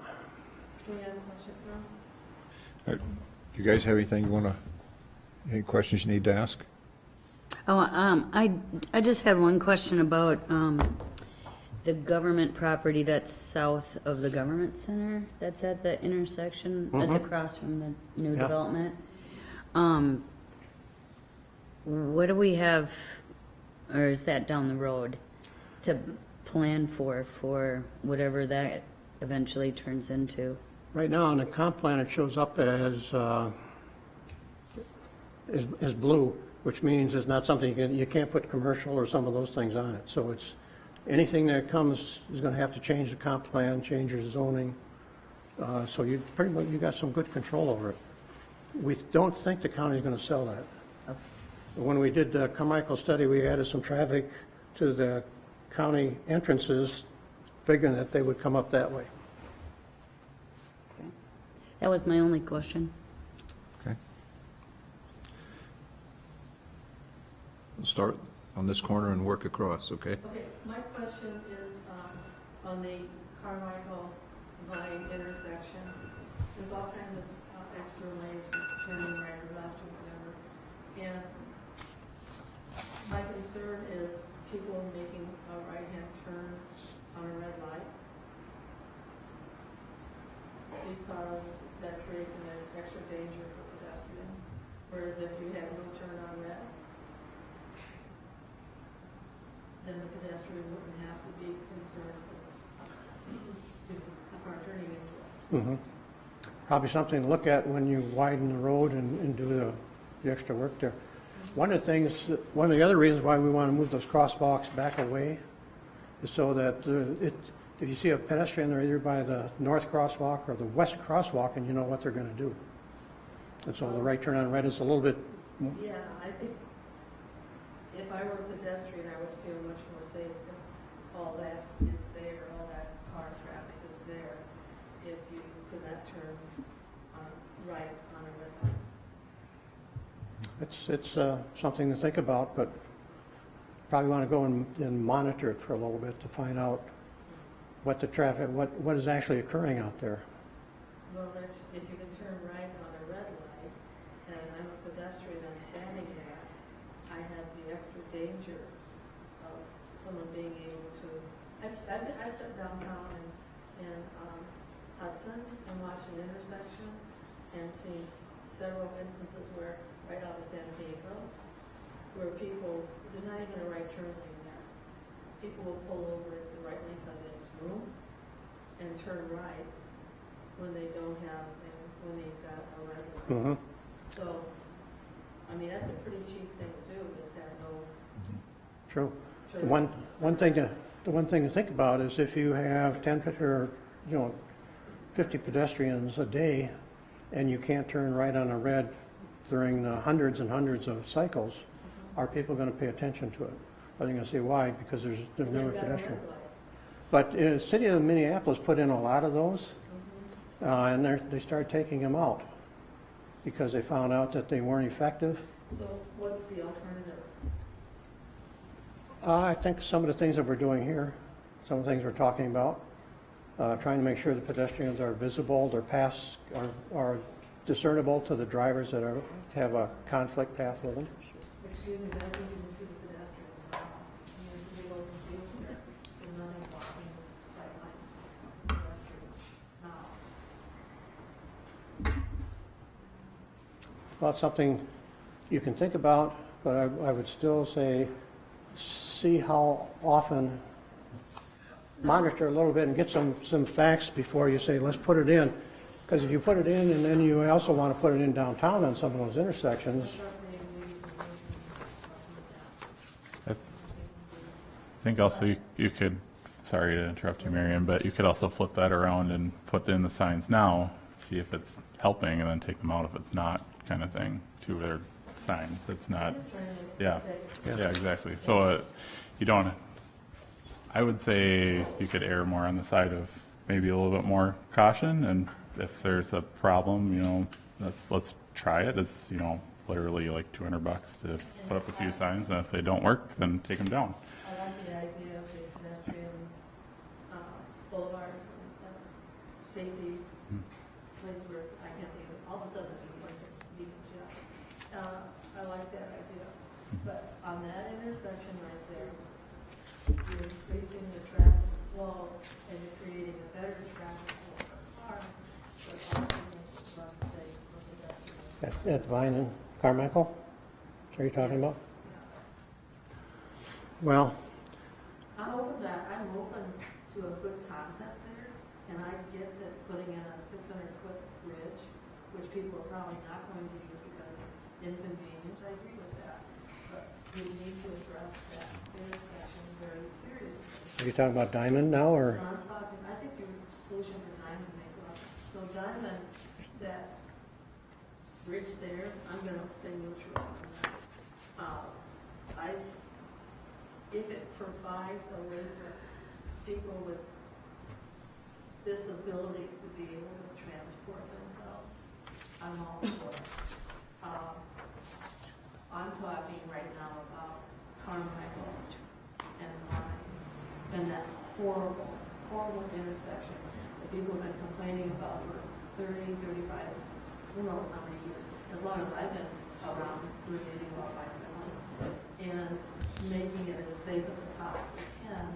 And I believe that adding turn lanes and everything increases and improves transportation flow in a car at the same time that it makes it less safe for pedestrians If you, and bicyclists. Dean, will we be taking a look at this as part of the ongoing design projects for that intersection? Oh, certainly, yeah. Yeah, for right now, with, kind of we're in the interim solution right now for Vine and Carmichael, which, is kind of driven by the developer, and you have a certain amount of money the developer is kicking into making these improvements. I think a lot of these are really good things to think about, but probably more on a more longer term situation. And especially also, let's also get kind of the trail connections in there too, and kind of see what the pedestrian movements are. And, I think you'll see when we build the trail on Carmichael with this new development to connect to the Vine Street intersection, and then also complete the trail along Vine Street. It'd be interesting to see how many more pedestrians use it. And then, if it's an overwhelming amount of pedestrians, or significantly more than what's there right now, I think that would be maybe a data point to say, hey, there's a lot of demand here. It's a not great intersection for crossing. Here's, we should really think about something bigger here. In that case, I mean, is this something that can be installed without disrupting the new road that would be installed as part of the Bella Rose project? Or, because I know if we do decide to put a tunnel at that intersection, I mean, obviously there's underground utilities, so on and so forth, that are gonna have to be moved or worked around. I just don't wanna run a situation, I guess it is what it is. If we have to rip up the road, we have to rip up the road, but I mean, it's something that I wanna be leery of Yep. too in the future. And that's another kind of thing where that kind of solution might be more geared towards an ultimate build out of Carmichael, because you'll already have the road closed for rebuilding Carmichael to 4 lanes or whatever it ends up being. That would be a good time to, because it's already closed, to do like a tunnel or something that would close the road anyway to construct it, or something like that. So I think there's a few pieces to put together with that we might not be quite in the place for doing it right now, but I think let's kind of see what these trail connections do as far as showing who's going to use them, and I think there's maybe some of the smaller interim type of things that we could even if it's not 2020 when we do the Vine and Carmichael interim improvements, it's not to say that we couldn't do something else in 5 years or whatever after that, if we see that there's a problem that we could address with a somewhat smaller solution than a bridge or a tunnel, like that might be something to look into as well. It's kind of, there's still moving pieces, I think. The other thing too with think accounts about. is it would help us with grant applications, whether it be, through the state or the federal government, to have some sort of data to support why it's needed to get funding. Because like I said, a $2 million project, I don't know if the developer, if we can push that onto the developer, more than likely not. And then from the city's perspective, I mean, that's a significant capital cost that we're going to want to try and look at alternative funding options to help support installing that type of infrastructure.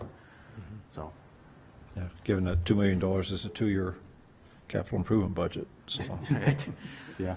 Yeah. okay. You can also think about, kind of weigh the pros and cons. If it's a tunnel costs $2 million there, could the $2 million get put to better use promoting pedestrian bicycle movements, all around town or something too. So it's kind of like you gotta think about it all and together, I think. Might be an interesting place to experiment with that. Yeah. Thank you. Couple of Yeah, and I definitely am not opposed necessarily to having a grade separation, especially at that busy intersection. It's just I think we gotta figure out when and where and how, if it works out. Yep. It's bad enough now, it's horrifying. Adult, Mm-hmm. people wear spandex, don't like crossing that. Couple quick comments. If you look at the intersection on the interim concept plan there, we did move some of the crosswalks so that we would provide an area in the corner there rather than just continue with those existing ones. So we're trying to make that intersection safer as part of the interim, and actually moving the trail on the west side a little ways away from the curb as it gets down to the intersection there.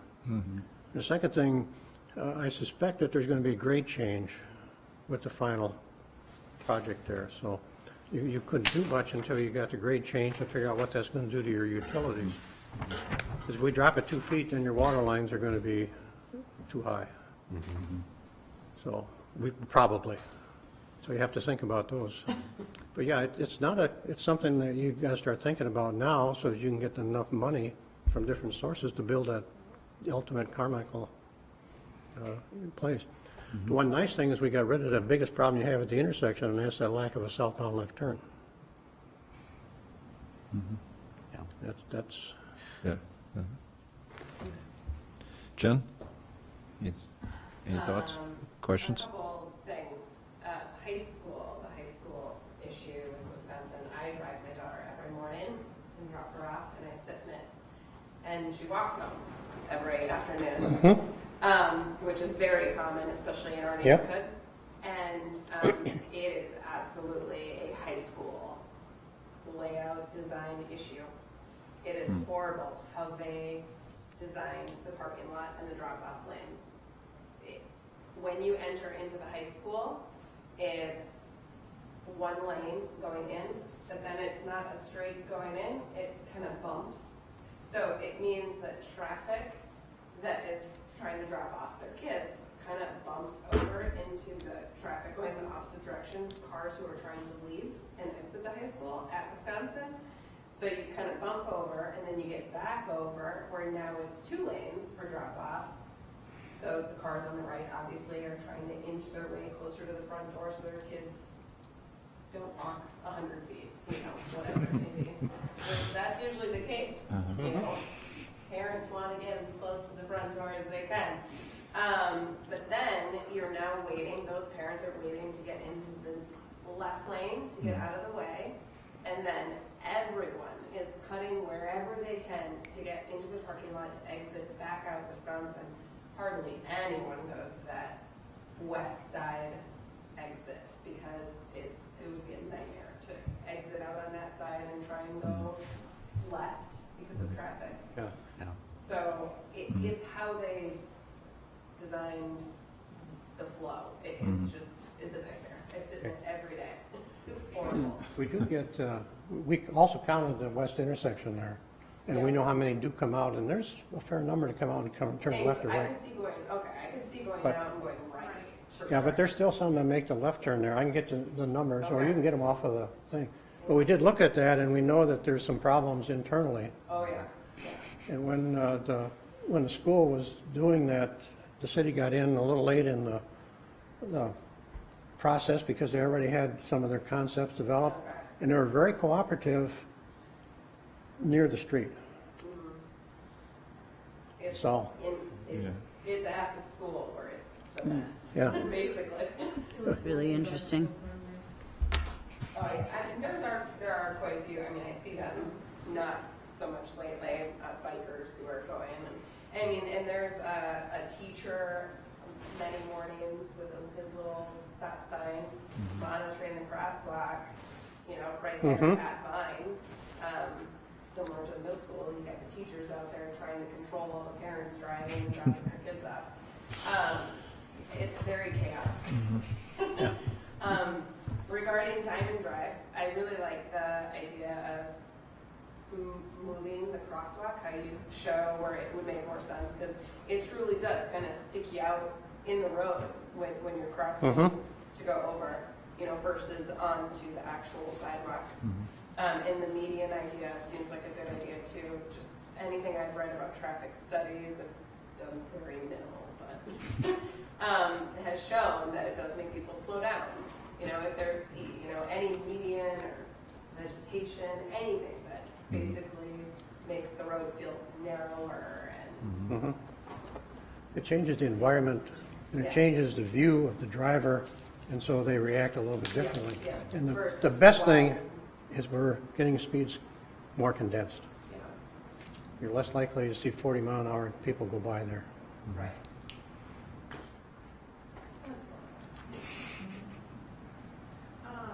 So my comments are, I do echo the same thing. I like moving the crosswalk back and adding some medians. The thing I do see though, so I live right at Diamond and Jody, so it's the first house, the first cul-de-sac there. My kitchen faces Vine Street. So I experience this that happens a lot, is there'll be somebody trying to cross Diamond to, over Vine, to go to the Y or whatever, and Vine traffic will stop, but then traffic coming out of the Y thinks, oh, everyone stop for me. And they pull right into the pedestrian crosswalk. It's happened to me multiple times, and I see it on an almost daily basis that happens. So, I mean, I know we have the four-way stop at Grandview, but those are all, it's like resident traffic going in and out. At Vine and Diamond, you have businesses, you have the Y and you have two separate business buildings where traffic is coming in and out. And especially when, when a class is leaving, why? Because everybody is leaving. And so, in addition to the pedestrian stuff, that whole traffic flow is just a lot. That's, And I also make a little comment. I have a visually impaired son who has diabetes and is going blind. And so pedestrian traffic in the city of Hudson is very important to him as an independent person to be able to travel around. And also in our neighborhood, we do have a little girl who is a year and a half and she is in a wheelchair. And so I think about, all of that in our own little two-block little neighborhood. just a quick response. One of the things about the flashers is that they are facing just the main street. And one of the things that, one of the ideas that people had, which might not be bad in that case, if, again, I hate to say it, Marion, but if you can monitor just a little bit and get an idea, then you can do a little cost on it. But you can put a side street sign there with a lower volume flashing intensity and say, watch for pedestrians. You would be monitoring an area where people are avoiding crossing. Couldn't we just put another set of flashing lights? I mean, you don't need controllers or anything, but one that's going to face the Southbound diamond. traffic. And I don't know how you'd mount to have to think about that. But I've never actually seen one like that, but it's not to say No, that it's- it's impossible, so maybe something to think about. Just wired up. I have not seen one. I've read about the problem, and somebody threw out that solution. I don't know if it's something they did or something they thought up, but it makes some sense, and all it would take would be, a cable over to the sign, and so that flasher would be run simultaneously with the mainline flashers. Can I piggyback kind of off of that? I could see how having a median there, for people leaving the Y, having that visual of a median that they have to go around would also maybe make people pause more and think before turning, because right now, people are like, Cutting the oh corner. my gosh, they completely Yep. just like Yeah. angle right out and into the middle, you know what I mean? If there's a median, they would really have to avoid it, basically. I think you bring up an issue though, is that the people coming out of the line can't get out. Right. So, yeah, an issue because people, I've driven out of the line to sit there, and sit there, and sit there. Haven't almost hit anybody or anything, but you can't get out. But if traffic was slower, because the medians, maybe that would help people get out. You can't make it perfect for everybody. I mean, that's impossible. Some people are going to be delayed. If you reverse it and say, well, we're going to do it so people on the side street get out, well, then we run into the sign violations, and so you gotta be a little reasonable in the approaches. But if you can make it to where people are watching where they're going and doing, and that, turning around the median helps. Unfortunately, that's how we lose a lot of signs out in the median, is because people aren't quite sure how they're turning. Maybe that's an area where you need to have a turn lane, a wider access lane for at least right-hand turners. I don't know. It's just not, that's another area that's really, you're trying to address it, but you have to look at it. Well, I think we've tried very hard to look at all aspects of motorists and pedestrians and bikes and, As far and as pedestrians crossing there, I wouldn't cross there on that. at Diamond. Right, I walk down because I don't have to. I walk down the Grandview and go down using the crosswalk. Well, especially now at this time of night, my visually impaired son is on the swim team, and we go over there 4 days a week for swim practice from 6:30 to 8:30, and I don't let him cross. We drive from our house right on the corner to cross over, and even crossing over, we sometimes will go all the way around the Grandview, turn right on Vine to get into the Y. We drive to the Y a lot. So there's, Even having some lights there too, Yeah. like street lights would help maybe Okay. even to kind of illuminate that area, that intersection.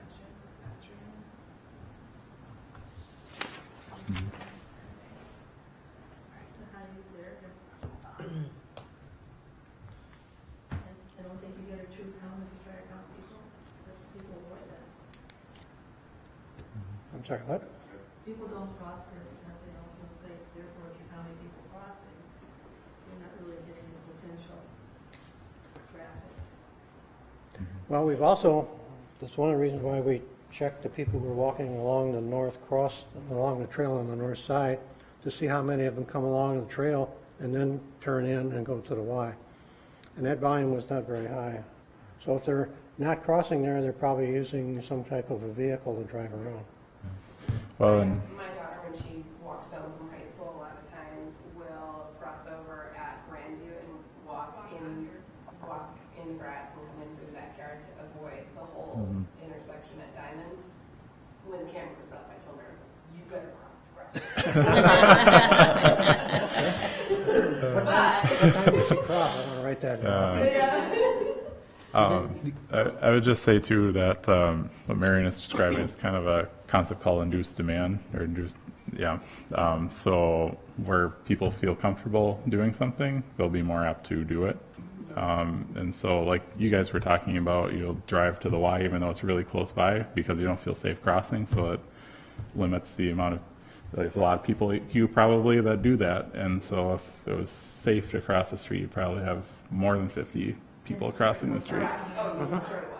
Yeah. Exactly, so. But that's also why, I'm sorry, that's also why we see a lot of parents driving kids to school, because they feel there's something along the way that they don't like, whether it's Barrier. a of some barrier sort. of some sort or whatever, or the fact that they don't want their kid on the school bus. Can I ask you, Sorry, yeah, we had some more. go ahead, Dave. As a comment, I guess we were moving down the line, but it also dovetails into what they're saying.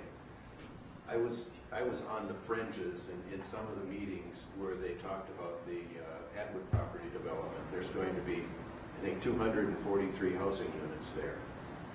During the discussions, a couple of times I heard that they were going to absolutely shut down, close off Carmichael Vine pedestrian traffic and develop the Diamond intersection for all of the pedestrians, so nobody would be walking in that Vine Carmichael intersection. So as we consider what to do with Diamond, somebody is thinking about stopping all pedestrian traffic up on Carmichael and Vine and diverting it, because the developer said, oh, we're going to put a path right out the side onto Diamond, and we're going to pay for a path to go up the government property up there. So they're going to divert their 243 people through Diamond.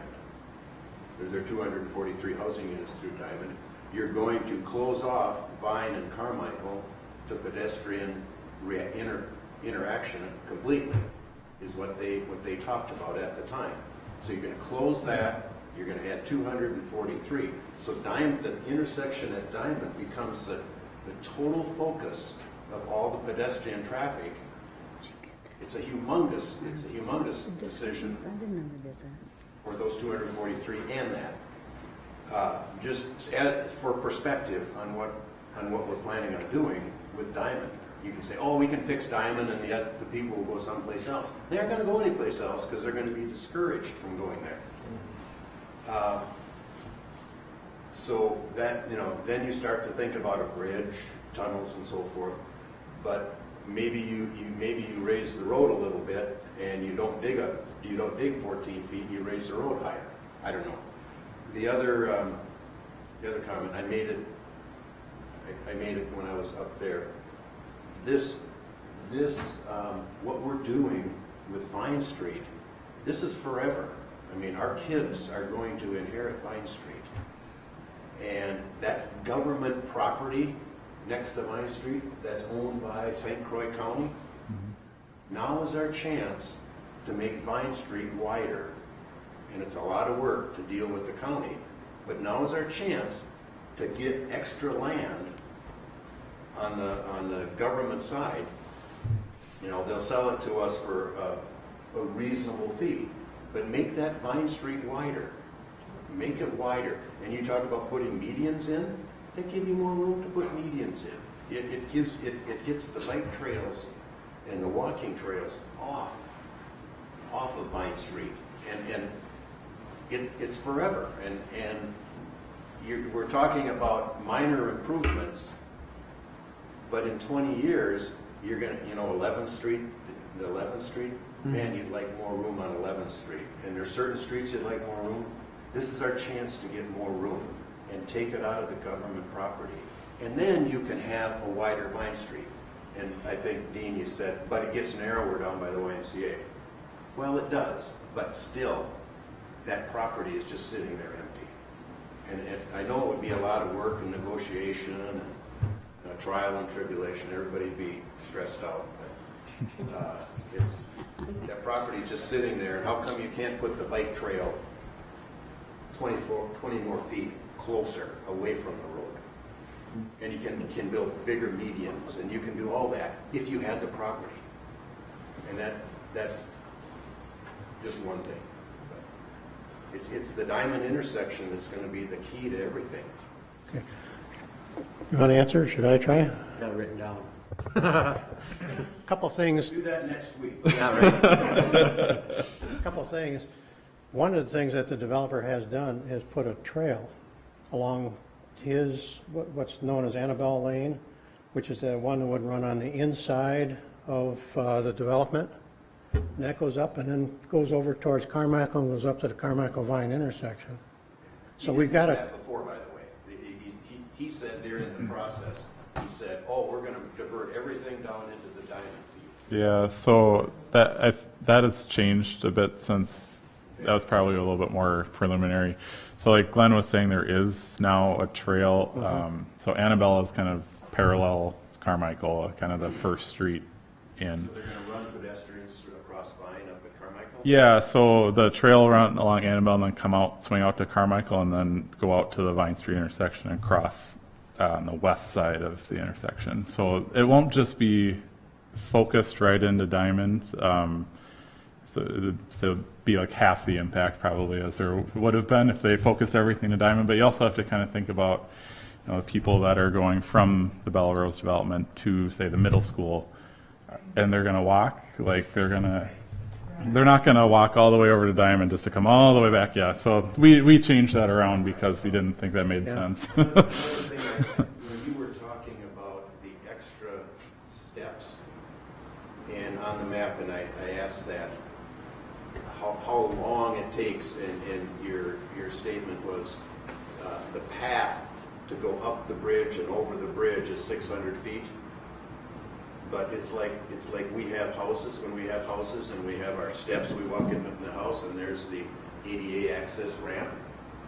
The path over the bridge isn't going to, people aren't going to walk all the way along the path, turn around and walk all the way to get over the bridge. There's going to be, in normal situations, there's steps there, and the path isn't 600 feet. It's right there, and you walk 161 feet over the bridge or under the tunnel. So, yes, you have to say that the ADA path is 600 feet, but generally speaking, the alternative path is probably 20 feet. plus the stairs. Plus 20 feet down the steps. Yeah. And I've got, on here I got a few drawings or a few pictures of some of the bridges that were put in for pedestrians, and they have stairs, and they have, some of them only had stairs, and the kids are still walking straight across the street. And that's the unfortunate thing is, Moms haven't talked to them. We do. The other thing with stairs is you got the vertical element to it, and it's just more work going up a set of stairs than going straight across something too. Yeah, but that's 600. You would Yeah, nobody walks yeah, 600 I exactly, feet. yeah, I know what you're talking about. 5 steps. Yeah. Yep. And besides, it goes right by the kitchen or pond or something. But, yeah, it might be a lot of money that's not as well spent, frankly. So as long as you're here, Can we keep moving on? Mike has a family engagement sometime At tonight. 9 o'clock, so we got, okay, Oh, we got a couple hours. I hope we're not here. can I ask one, We got a few more things on the agenda here we'd like to. Jim, can I ask one question to the Diamond folks? Sure. So the Hawk system you saw tonight, can you comment on that? Like, Do you think that's helpful, not helpful? Is it about, So I think I was the one that originally brought it to the council meeting months ago as an idea. When I was looking at it, all I saw were, I guess, there were examples of people using it in smaller, it wasn't the picture you showed, I think in St. Cloud is like, it looks like, I mean, a large signal that goes over the road. And there are smaller versions that look literally just like a pole with, smaller for, I'm guessing, smaller roads, like what would be for Vine. I thought it was a good idea, but I don't know the data behind it, that in depth. But I know that people do ignore the flashing lights. But then again, there's probably lots of teenagers, my daughter included, who doesn't push the button, and it requires pushing the button. But maybe they don't push the button because they feel like it also doesn't work. Because there are people, we see it, who do go through flashing lights. I wonder if even with the system that's currently there, if there was earlier warning, like further ahead before you get to the crosswalk, that some of the lights are flashing, that somebody's in the crosswalk, if that would help get them to slow down just before they even approach the crosswalk. And then also, even if there's something at that intersection by the Y for the people that are leaving the Y so that they can see more clearly that somebody pushed the button and the lights are flashing. There's a Safe Routes to School thing going on in Hudson, and you're going to know more about what the continuation is than I do, because I don't know what they're currently planning to do, but they have a plan, a Safe Routes to School plan. And there actually was some thinking about not going farther along with actually going for a grant to implement the plan. Have they applied for that, It's funny you mentioned that. We have a meeting with the school district tomorrow talking about safe routes to school stuff. Their original plan did not include the high school because the program itself was K through 8, I believe, right? And so stuff along Vine Street for the most part was not considered within their plan. However, we are talking with them about kind of encompassing some improvements to Vine Street in with the Safe Routes to School kind of grant that we'd be going out for. So we're looking into grant opportunities for some of these Safe Routes to School improvements, including potentially along Vine Street. We've got like kind of a laundry list of Safe Routes to School things that, we're looking at not only the high school, the middle school, the EP Rock, and all that, a bunch of different schools. So we're meeting with the school district to kind of prioritize those things. But there are definitely some things along Vine Street that are included within our considerations for Safe Routes to School. continuing to pursue the grant? Yep. We're likely putting in grant applications for January. You had your hand up a long time ago, so. Thanks for staying. I think everything you're doing in Vine is probably going to fix out the situation. I have a daughter in Fayetteville, Arkansas. There's a bike trail that runs on an old railroad tracks. None of the crossings are at corners, intersections. They're mid-block, this hawk system. I've approached it, and people stop. The motorists stop. I stop, and I'm taking a drink of water, so motorists are stopped. That's how well enforced crosswalks are, and that's simple. As a bicycler, which I do a lot of, I think a tunnel is a horrible solution. They're wet. Always wet. They smell. They're unsafe. If they're long ones where you can't see the end, you can't necessarily see if somebody's lurking in there or whatever. Kids Right. I've been promised by a current altar woman, not directly, but by her campaign person and her previous altar person, that there would be a path on Carmichael from Vine all the way to where the path ends by Right down by Deer Haven. the golf course. I'll call it the golf course. Yes. So, but this plan shows you going into the development, stopping. Yep. Where's the rest of it? I know some of it's still in the township, but there's ways around that too. Pass their bills all the time where people don't want them. The concept plan for the pass, if I can talk for it, is that that trail will be extended through the next property Why and don't we do down. it right away? Well, we have to get the property owner to, Consent. Is still live there. I don't know how soon that guy wants to develop. The development, at least to the end of development. We need, In the new development, yeah. Mike Johnson here. So the trail that goes through the development, like you said, I wrote it down to look at why it's not just continuous along Carmichael. It does divert into the development, goes south, and then it comes back east out towards Carmichael, and it just stops right at the south property line to continue south. You're excavating now, you're I get it, laying yeah. a path now. Let's do it now, because he's gonna have to do it later. But that property's in the town of Hudson, Well, right? So I mean, it's not where not, your commercial spot is. no, right, but south of there I'm talking, No. yeah.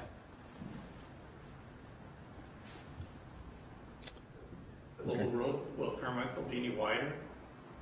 Widen to accommodate those turn lanes? Yeah. So you might have a shoulder on the road. So, well, we're jumping ahead. Do you want to go to item B? Or, Let's finish this one up, and so, go ahead. We'll come back to that on the intermediate plans. Go ahead, I'm sorry. One other issue. You had, what was your pedestrian crossing at the high school? At the high school? It was like 270 all day, I believe. Was that before they stopped renting parking at the church? Well, the parking was still at the church. Okay. The parking still is, There's no parking at the church anymore, there was when we, when you took the count. Yeah. Now there isn't, unless the overflow in the spring, and there might be a handful in there that don't have room on the high school lot. well, when I was at the intersection, there were kids crossing there and they were going down into St. Patrick's there, and there's a whole lot of cars. So either the church is very, has a lot of faithful, or there's high school kids parking there.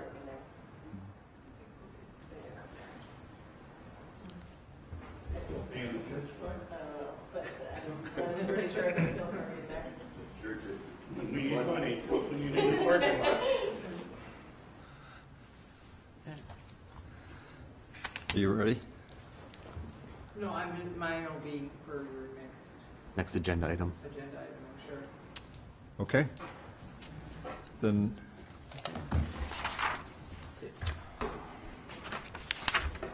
were you looking for some action here? We need some direction out of this. Well, this is just a draft form of the improvements. I think if you know, the committee finds the proposed improvements to be adequate to move forward with, I think you direct staff to look into cost estimates to do said improvements so we can get a number, because it's going to be a capital expense, right? Nothing that's gonna, the thing with that is, you know, we already have bonded for 2019, 2020, so then you're looking at 2021 unless we do a special bond for next year improvements, but at least to get a cost associated with the medians at the suggested intersections and RFBs. You know, we'd have to widen the road in some areas, so curb and gutter, storm sewer works. I mean, to get a figure, if that's the direction you so choose, you know, I think that's what from staff we would like to see. I think the recommendations make sense. I would like to see a median at Spruce Street, Okay. in addition to what was proposed tonight. Perhaps you could do a bid that includes a, We could kind of An just do it, alternate? we could probably break it up into, and Deanie would probably be the one doing this cost estimate, so correct me if I'm wrong, but you could almost do a at per intersection. Glenn, you got to finish the survey work and the drawings, right? And then from them, we could do it internally in-house and look at like each intersection, what it would cost for Diamond, what Yeah. it would cost for, and just kind of do a laundry list Right. that way. And then I think we should definitely talk, if you're meeting with the school district tomorrow, we need to talk to the school district about that traffic light at Wisconsin too, just to get some thoughts from the Sure. folks over there. Okay. Yep. I think, you know, pretty much what I'm hearing is pretty much the laundry list that Glenn presented. Here are the recommendations. And that traffic light was included Yes, it was. in that. So is there a motion? I would make that motion Yeah. that's fine. to accept the recommendations and move forward, getting some prices. Cost estimates. Yep. I like the recommendations from SEH. I think they make great sense. Having that as an alternate to include spruce Yeah. would be great, just so we, council will know the price. Okay. So that would be my motion. I would second that. Is there any more discussion? Please no. I think, my only thing is I'd really like to talk with the school district Yeah. and superintendent about the light but we have plenty of time to do this. I think we can move forward with Yeah, I think that's the estimate and stuff, and then we have time to talk about things. that's a as separate assets. project. Right. Yeah, that definitely comes up as a need. Right. There are a few things here that came up as we need to take further looks at some of these things. Right, But we can move ahead with the major elements right. of this. All in favor? Aye. Aye. Uh, Jim, sorry to interrupt. I need to take off because my kid has pneumonia at home. So do you mind if I skedaddle? Sorry. Thanks, Glenn. Thank you, Thanks, Dean. Steve. Thank you, Glenn. Glenn's not off the hook. He's Glenn's- staying. Now, Glenn, can you please keep it to under an hour and, let's see, 45 minutes for this one? The second two will go pretty quick. Okay, good. But I apologize for the length, but I could see all kinds of questions that would come up along the process, and I want to have them all out there ahead of time, so when you made a decision, it was to go, not to go and then back up and. Right. Yeah, all right.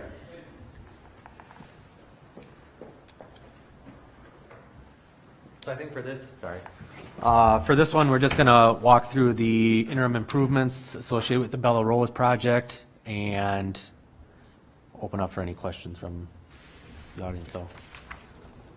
Probably, And we all had a chance to look at the Yep. maps, the enlarged Yep. maps at the beginning, so I mean, I don't know what the PowerPoint you presented. I'll just go through it kind of Okay. quickly, and if you have a specific question, we can roll the drawing out and talk about it, but I think we had enough time to look at it. One question I have before we start, Glenn, is like, so these improvements that you have on these sheets, I mean, are these set in stone, or are these still preliminary enough that we can They're- alter them? They're preliminary. Okay, I think the concepts for the intersection, crosswalks, and ramps are in pretty good locations. okay, But when you get some survey data, you might want to adjust them a few feet. okay. The So medians, the one thing that I'm speaking specifically to is that the trail that runs parallel to Carmichael all the way on the east side of why did it cut back in? And I think Mike Johnson has a reason for it, but those are some of the questions that we're probably going to want to address coming out of this meeting. That was- Unless you know, I don't specifically know why. the reason it cut back in was because I believe the city thought that there would be more use of the trail if it were near some of the development of the commercial development. Okay. And the access to the commercial development should be from the backs, it will be from the street side, which is Annabelle Lane. Okay, And so they wanted the pedestrians to be out there at the same time. okay. And if they were ran along the road, then you have it next to Carmichael Road because the right-of-way is pretty tight. And so rather than have a high-volume road, you can put it next to a lower-volume road. Okay. All right. Go ahead, sorry. No problem. I'm glad I passed the test.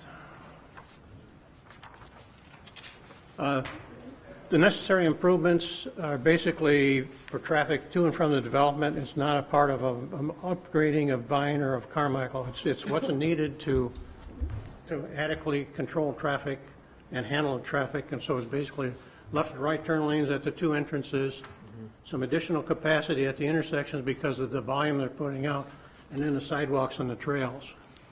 On Vine Street, we got a westbound left turn lane and an eastbound right turn lane. That's pretty standard for what you would add to almost any development. And you go along any road and you'll see a lot of little places where the road goes and all of a sudden it's widened by a development and comes back in. It's just, you do what you can when you can. We got the trail on the north side because that was a way to get instead of having the developer put a piece of sidewalk in front of his side, we needed a trail connection on the north side, and so the city gets the trail from the developer in lieu of a sidewalk on the south side. And the trail will be back 5 feet, no, it'd be 10 feet back, or 5 feet back on a 10-foot wide trail, so it won't be right adjacent to the curb on the new trail.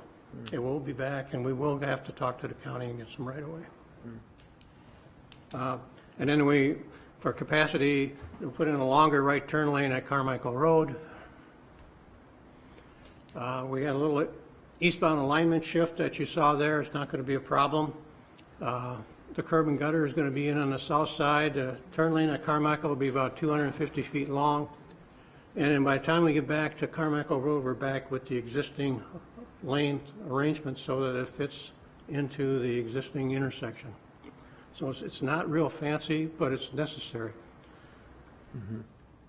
The developer is also putting some changes into that road. He's doing a grade change. So he's raising the road, but that's for his benefit, not for the cities. And so all that work beyond those turn lanes is the developer's desires and his responsibility and his dollars. The trail along Carmichael and then the trail on the north side, we've put them together so that there'd be a connection at the Carmichael Road northwest corner at Vine Street. And if you look close, you'll see that we did some improvements out there and just put them up there in the corner. We put landing areas in and made it, I think, a very nice location for pedestrians, bikes, for people with some sight problems, et cetera. So it should fit nicely into there with, as though it were permanent, even though it's going to be temporary. We hope that the new intersection gets built in that time frame that the DOT has said is 6 years. A couple other things to consider. One is that the developer is going to be rebuilding the road, and if you're interested in the medians, which it sounds like you are, you might be able to get the raised median in at least at the west side of the Bella Rose entrance on Vine Street now. So you got one in already. And then you don't have to do a cost estimate except for him. And then the ped ramps, we'll put those in on both the south and north side for the trail that's going along the west side of Carmichael. So you'll have a good trail in there in the interim, and you'll have some of the safety that we talked about on Vine Street. I call them considerations because I was waiting to see what you did on the first one, on the Vine Street. On the north side of Carmichael, we're going to build a southbound left turn lane. We're doing that by moving the east, or widening to the east side towards the shopping center. And if you look closely, you'll see that or if you remember from driving through, there's a little jog that you take now going northbound, and now you're taking a less of a jog because you'll be going over about another 12 feet. That allows us to put in the southbound left turn lane, so the lane alignment is good. The turn lanes at the development are retained. So there's a northbound right turn lane in there. We managed to bump it back in, and the southbound left turn on Carmichael into that development will also stay. It's just painted median, but it stays there. So what it does is it solves one of your major traffic problems along Carmichael Road. On the south, we're putting in a southbound right turn lane and a northbound left turn lane, and then putting the trail in, as we talked about before, bringing it down, cutting it between a couple of the development lots, and then down Annabelle Lane. The northbound left and southbound right are just typical. It's for their traffic, so they're paying for it. One of the things is we're trying to keep the southbound alignment straight, and as you know now, as you go south, there's a little bit of a move back into the middle. Well, then we'd have to move you back out in order to go around the left turn and back in, so you'd be going like this. And we figure, well, if you go straight south, it's going to be easier to do in night, good, bad weather, et cetera. But it also provides room for a southbound left turn lane into the church, which is in the concept plan for Carmichael Road to be extended. The benefit of that is that you have less left turns down at where Sophia Lane comes out from the development into that intersection on Carmichael. You don't have to have all the left turns down there. You can have them made in the gaps in traffic that the ultimate signal will provide at that church entrance. So we're setting up a future traffic pattern for them with hardly any work right now. And the other good thing is it might delay the need for the traffic signal a little bit longer so that we don't have to spend $125,000 of somebody's money to put in a temporary and then spend the $200,000 to put in a permanent. So we're trying to be frugal. And then the other considerations that come up are if we can get along without a traffic signal until a permanent road, we save a lot of money, but you will have the possibility of needing a temporary traffic signal, which we could do with wood poles, and it'd be about $100,000 to $125,000. But then you might, you can't put much permanent in because the intersection down there is ultimately going to change. And then on that is on the drawing, we also showed a northbound right turn lane to the church. If you put a signal in, that would be desirable. It's not needed for anything on the developer's site. It's just something we drew in and said, well, you can do it rather cheap. The one thing that we might do is in looking at how to stage traffic, when we're building that, is you have to probably have a lane in each direction and move it over to the right side, and you may have to put a little bit of pavement in there. So it might be as we get into the design that the right turn lane is part of that temporary widening, and then you get that done for nothing. So we're always looking to see what can we do to save somebody some money. So is there a plan on that right turn lane into the church? As for when Well, we work out an agreement on that? Staff has been in contact with staff from the church, representatives from the church, about them piggybacking on this project to do a better, scope of services, so on and so forth.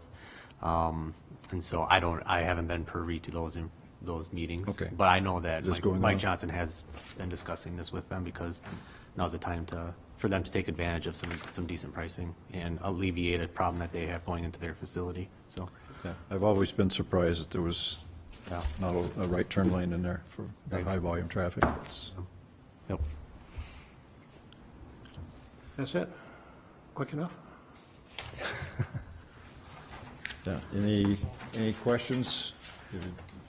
We've seen this a couple times, but Yeah, I think it bits and would, pieces developed, so. it makes sense to me. Yeah, I think a lot of it is needed improvements, so. Yeah, it addresses a couple bottlenecks for sure, and some safety issues. Yeah. So I'm pretty happy to see those changes. I don't know if I want to ask. We start on the left end, my left end, with the questions. Here's, Well, I mean, that intersection is pure hell. I mean, it's just a mess. And I think that with the turn lane changing, particularly the school traffic, if you ever up there where they let them out of school, I mean, it's bad enough going to a school because, I'm sorry for the parents, but these people drive their kids to school, I don't get most of the time. But anyway, with a lot in, but coming out of there is very difficult. I mean, you're backed up well past into the government center area. So that's really a major, major need there. Even without the school, you have trouble if you want to take a left there onto Vine. So that's really important. The trail thing, as you know, I think it's extremely important. I've been running a trail on Carmichael forever. But now that you're putting homes there, you're putting families there, there's just another additional need in that respect. I think the idea of the turn lanes for that church are super important. They've got 3 in and outs, for their parking lot, and that can be anything from church to voting to any other event that they have going on there. I'm concerned about when it's really ever going to get done. I don't know. I know you've talked about roundabouts there. now you're into phase 2 of Yeah. which we're really not prepared to talk about. Right. We'll hear the concerns, and there's planning going on, but we're really not prepared to talk about that yet. Yeah. We're focusing on presenting the improvements that are going to come as a result of the development, and that should all happen in 2020. But, okay. So the possibility of the turn lane of the church is not That'd be fully the only developed thing. yet, but it would be great if they tie all that together. It'd be I think we'll really ask them to do that. So, intersection is added turn lanes at Carmichael and Vine. W. The signal lights will be corrected. Yes. He's shaking his head. Updated. Well- Sometimes going southbound on Carmichael, you don't get your turn. Never comes up green. Yeah. It skips twice. Goes all the other turns. Yeah. And I know why that happens. It happens because the traffic doesn't move and the detector says, well, they all went home. Yeah, So- it happens a fair amount of time, but you said. But what is going to happen is there'll be not only a left turn lane, but a left turn phase on the traffic signal. So that But should the move a lot of traffic. The slight incline when they're coming 50 miles an hour from the south, you hold your breath if you're going to make a left turn or even a right turn because they're coming so damn fast. I know it's 45, but they're doing much faster. It's probably someone to roll their car over. So with the left turn phase, excuse me, Left turn lane will help. with the left turn phase, you have a left turn arrow there, so you'll be able to turn on the arrow. And you won't have to worry about being T-boned by somebody coming Does the north. school buses still get their extra time in the morning, in the clock, in the light? That's all, I mean, it can That be was a phased. big secret until a school bus driver told me they adjusted the lights at Oh, I didn't know that, no. 7:30, the lights stay a little longer. so Well, they there's can that make a hump, well, to me, it Yeah. appears like that, like a hump almost, where like they come up and, will that be So, lessened? Glenn, do you know, are you talking coming south Yeah. through the, is Yeah. the intersection going to be torn up and repaved?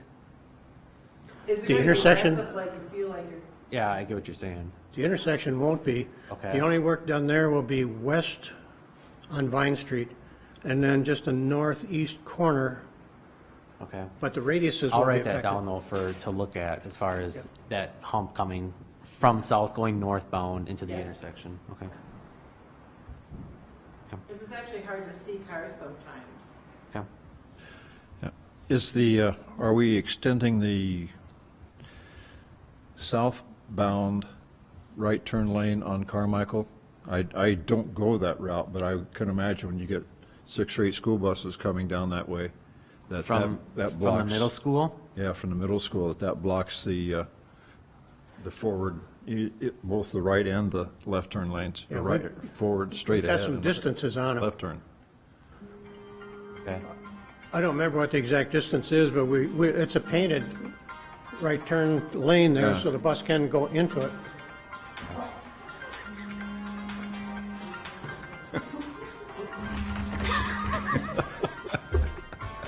Oh, here it is. We just want to make sure on that south, if you're coming south to the intersection, on the north side, Glenn, that right-hand turn lane has enough queue to hold buses trying to make that right-hand turn, so that doesn't bottleneck for the people that want to go straight or take a left. That's all that Jim is. Yeah, and one of the things that we tried to do is paint that so there'd be a little more storage that is actually shown rather than put a curb or something in there to define it. Okay. So they can if it's a long lane, they can actually use the painted channelized island there. Okay.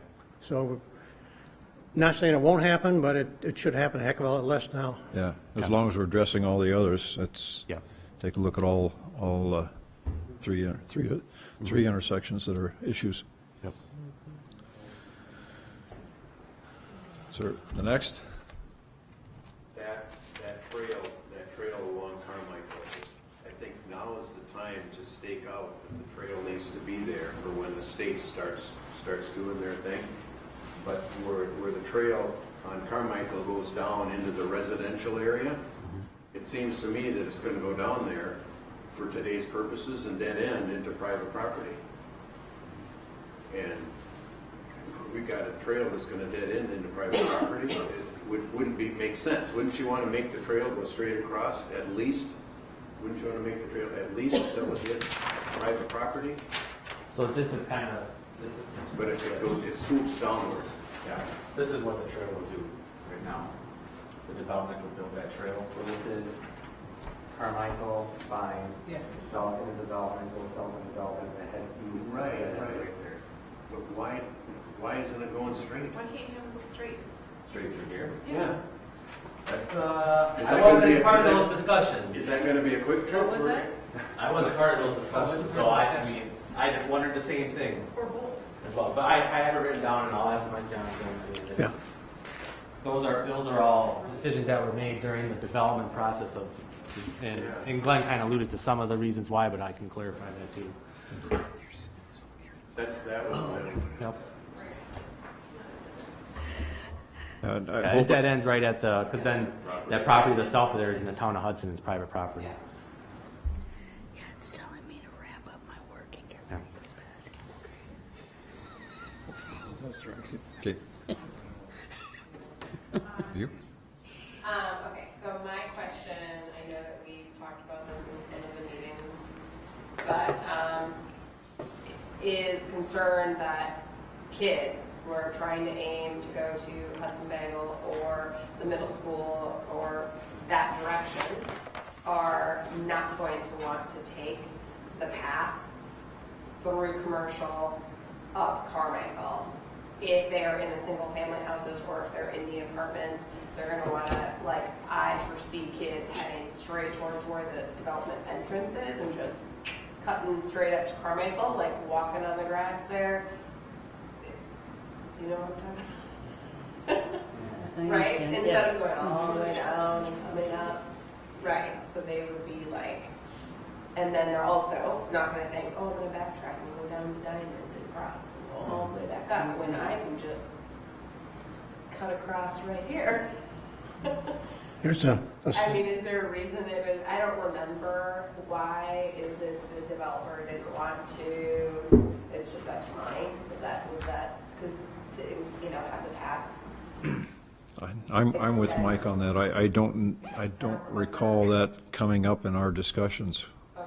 with, Yeah, I remember bringing up how they will cut, you know.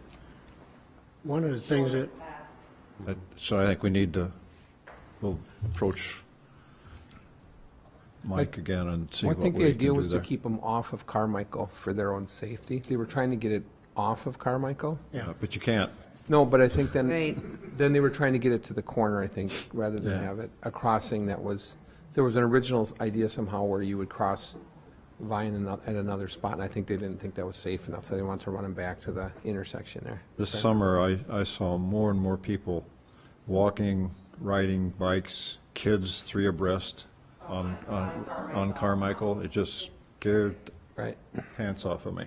right. And I think we need to do something that, take a solid look at that and recognize it is going to happen. And it's just like Lynn said, put the side over where the mud is. It's going to happen, it's already happening. Kids, literally, Yeah. or teens, adults. And running a trail down through past the commercial development isn't going to increase their traffic, their walk-in traffic. It's Yeah, just we'll check it. that- I know Mike Johnson made the comment uneconomic, isn't that when those commercial properties develop, where it swoops in, when they develop these properties, that he was gonna require them to continue a sidewalk that would be parallel. You know, it'd be asphalt trail, concrete sidewalk, back to asphalt trail. Like I said, I'll have to talk to him about it and Yeah, see my what. Yeah. concern is the Vine Street, Okay, a path that, I know there's a path from the development to Diamond. yep. But Yep, having a path from the development to Carmichael on the Vine Street on the south side. South side of Vine. I mean, I feel like they're gonna use it anyway if there's a. Absolutely, I would agree with you. I totally agree with you on that. there are some internal sidewalks too that provide for a lot of connections in it, so yeah. I could we'll have look to at that. check and see just at that. how much of a out-of-the-way route it would be. Because you won't have to go all the way down. There are some other sidewalks in front of the apartment buildings. But it's a matter of how convenient is it, so. Okay. I agree with the suggestions that have been made. I still hold the concern for the intersection of Vine and Carmichael. Huge concern. We do everything we can to And it doesn't necessarily mean a tunnel or a bridge, but. For the pedestrian crossing? I think we're gonna make it more dangerous with the changes as far as traffic being considered. People with bicycles and traffic too. It'd be nice if we once in a while design from that aspect, but from the aspect that adding a turn lane is going to increase the danger of people and bicycles crossing there. And I'm sure there are ways to address that fall short of a bridge or a tunnel. And maybe one of the things would be that it's not a 45-mile-an-hour zone. That would be, and then also the islands, the pedestrian islands. And there is such a thing as a stoplight that has all four corners stop. So you have this piece of time when no vehicles, motorized vehicles are moving, and pedestrians and bicycles have a safe zone as far as time is concerned, when there is no traffic for, 15 seconds, 20 seconds, and then traffic starts up again with the alternate stops and goes. There is such a stoplight. I'm not necessarily suggesting, I'm just saying it exists. It really bothers me that we have this problematic intersection that doesn't feel like it's getting addressed as something that is important to all the kids who are going to the bagel shop, kids going to school and back. I mean, we have a lot of people who aren't walking and biking because it's not safe. So counts don't mean much when people aren't doing things because it's not safe. Right? If Grand Canyon was there and they would say, why aren't people going across this ditch? It's because it's not safe. So I think that we have to make it as safe as we can, so that kids can walk and bike, and I can walk and bike and go to this. I see that intersection is the one thing that's not being addressed as well as I'd like it to be. I really like some of the other things that are going on. Okay, I think, and our charge here was to review the study and suggest changes and recommendations of the layout and/or layouts provided prior to final approval. What do you guys hear? Or what do you think about, what are the changes, any changes to what's been shown? The design? I'm good with the designs. Yeah, I think the one thing that, looking at the intersection like Marion had suggested, and then that internal sidewalk on the south side of Vine Street over to Carmichael, see how that, you can fit that into the network. So, I mean, those two are the big ones that stand out in my head. well, the third one is the trail along Carmichael. Oh, yeah, yep. South of Vine, so those, Those three. Okay. do you agree with those as recommendations? that we Yeah. need to Yeah, I further- really Further look at? believe that we need to have a trail that's parallel to Carmichael, that's right next to it. That trail needs to go all the way to Target. I think, as Jen pointed out, people are gonna walk there whether or not there's a trail or not, because it's an obvious place. And I don't like the idea of having to go into the development, because it's not just for the development. I mean, yeah, they can have a sidewalk there, of course, and it's theirs. But people who don't live in that area, who wanna walk from Target to their house, north of Vine, or bike or whatever, should be able to do so without going into some other, skirting into some other neighborhood. It Well, just both. doesn't make any sense to me. What about both? Because Both, there- yeah, there well, will- I mean, there will they be can have a part- sidewalk in their development no matter what. I mean, Trail, that's, right. yeah. Yeah. But I really think that we should look into having that trail. Are there any And- concerns with that trail crossing we got a trail crossing at Vine and Carmichael. It can't be any worse where that temporary light's gonna go, having a trail crossing at that intersection with the Faith Community Church to the east. We're looking for a sidewalk from Annabelle over to the Carmichael where the signal is, and then to the church. Okay. All right. I mean, that was when there was, when the trail was along Annabelle. Okay.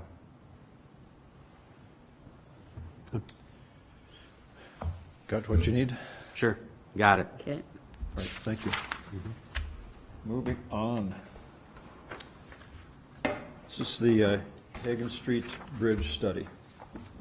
And basically, well, Mike, this is a little bit different. You want to paraphrase the purpose? Yeah, so this is a study that was charged by the council. You're leaving?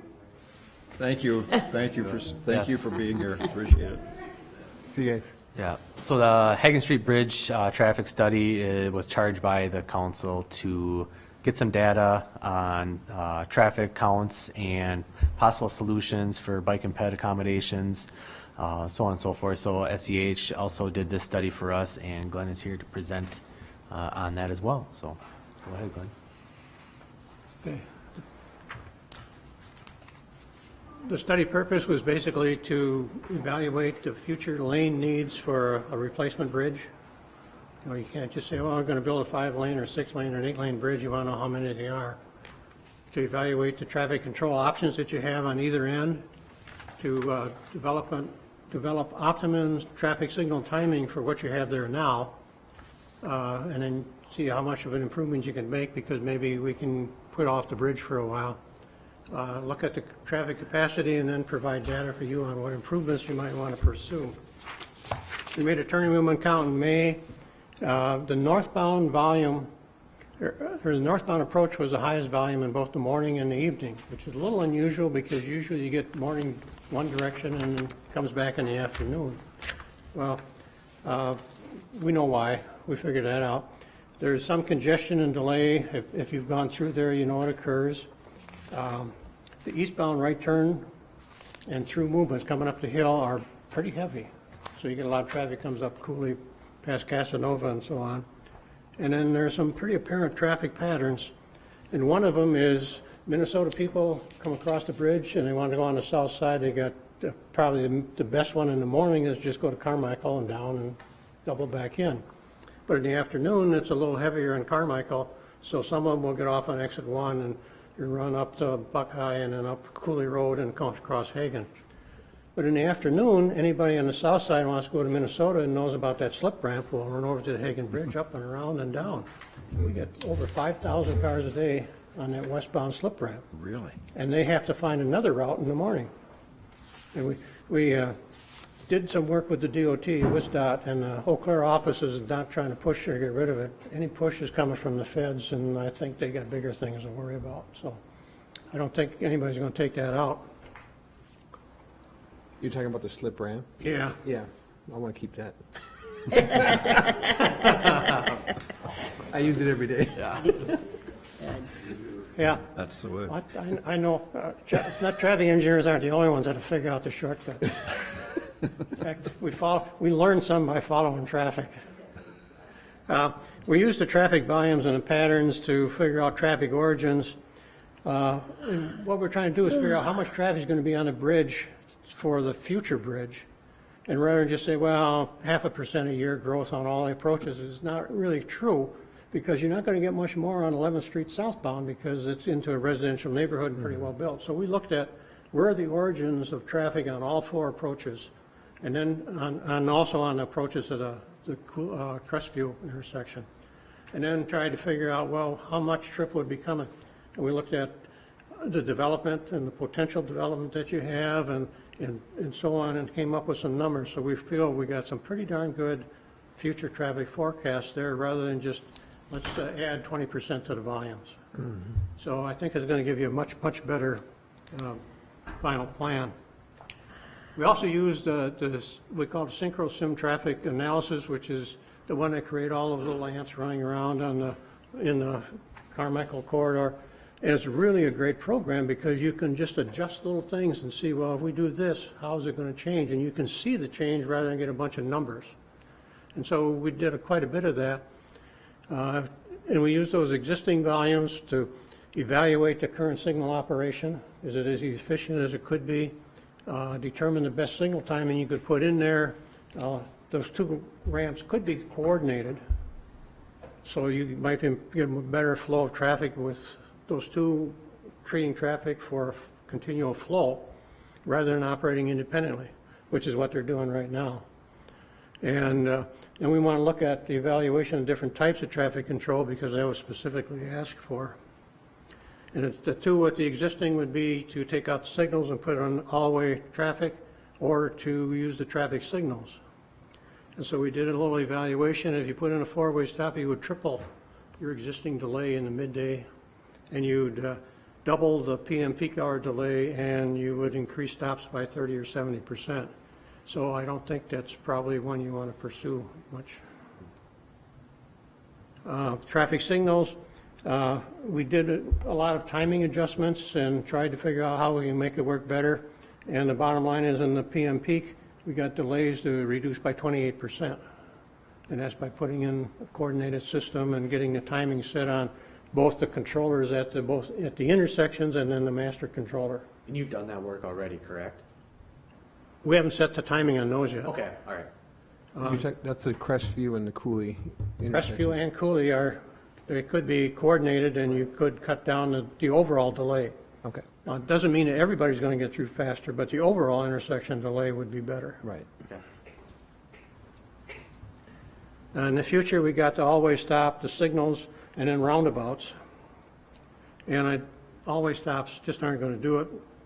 300% higher delay, that's probably not something. But with the roundabout, it's interesting because you could end up with only 60% of the amount of delay at the intersection as you do with the traffic signals.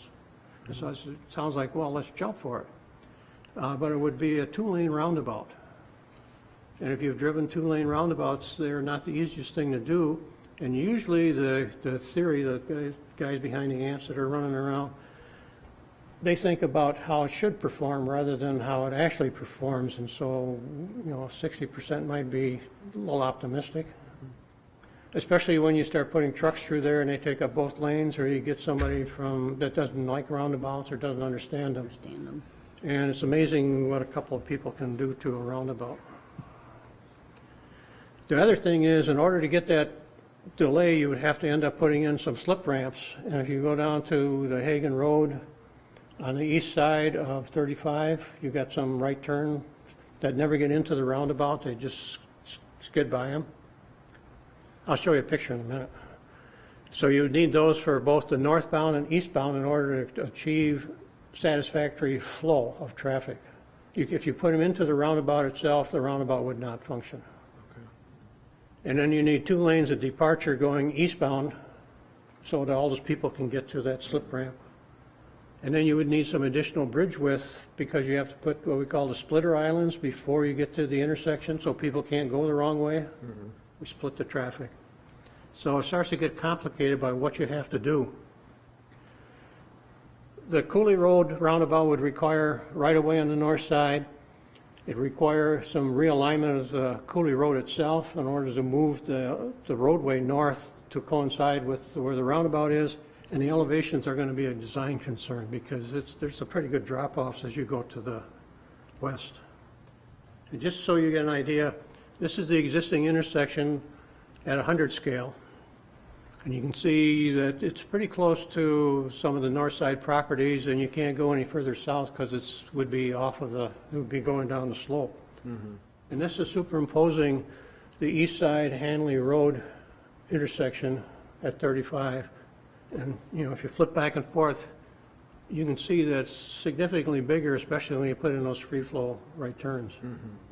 So bottom line is, with a roundabout, you would end up with a lot more expense, take a lot of right-of-way, have some design problems, and it might not work real well. Now, that's maybe biased, but I've looked at all those numbers, and I'm not, we could continue to look at a roundabout and refine it, but I think the big thing is how much is that right-of-way going to cost, and are we going to be able to get Hudson citizens to drive through a two-lane roundabout all the way around? Some cities have put in 2 lanes and then pulled them out, and in fact, if you look at this, it's actually designed with 2 lanes, and they painted out a couple of them on the east and west sides. So that would be like Taco John's would not exist pretty much, and that apartment or the white The building, drive-through window would be part of the roundabout. they'd be red in the That'd be fast food. One advantage. Okay, so that's not gonna be an option for us. Well, I didn't want to lead you into it, but Like Taco John's, That with your, how do you do anything there with all the buildings around it? Let alone around it. well, for one thing, we can get the intersection to run a little bit better.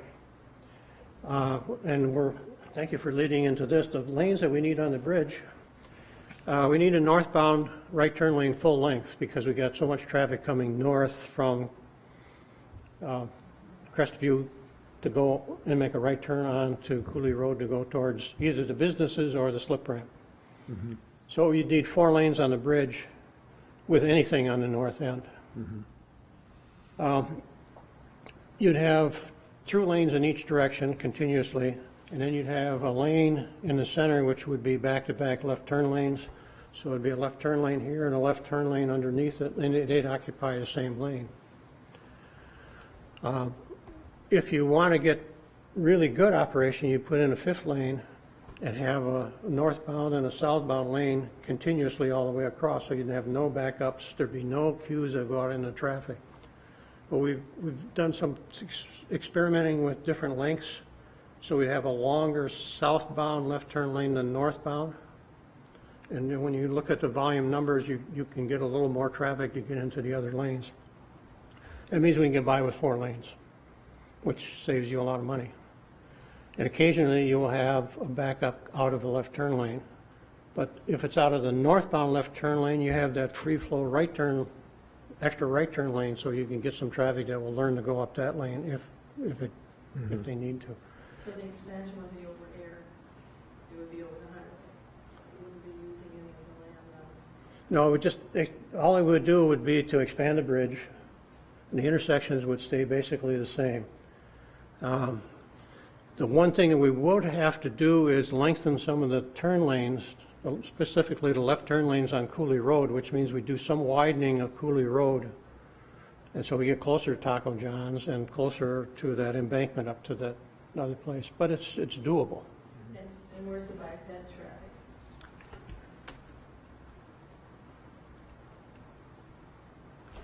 How about that? I just see you address it. The pedestrians, you got the Hagan Street Trail on the west side, south of Hagan Street Bridge. You got the Crestview Trail on the south side, and so you want to get the trail on the west side of the bridge so that it would connect to those 2 trails. And then also on the north side, the only thing you have now is the sidewalk on the north side of Cooley Road that goes south. There's no sidewalks to the east or to the north. One goes up to a driveway and quits. And if you put a sidewalk on Cooley Road, you would probably want it on the north side so there would be access to all of the development rather than on the south side. So we would end up putting about a 12-foot trail for pedestrians, everything on the west side. So if you had a new bridge, you'd end up with a separated pedestrian lane on the west side and then 4 lanes of traffic. And no pedestrian things on the inside because you don't want them because there's no reason for them to be on the inside.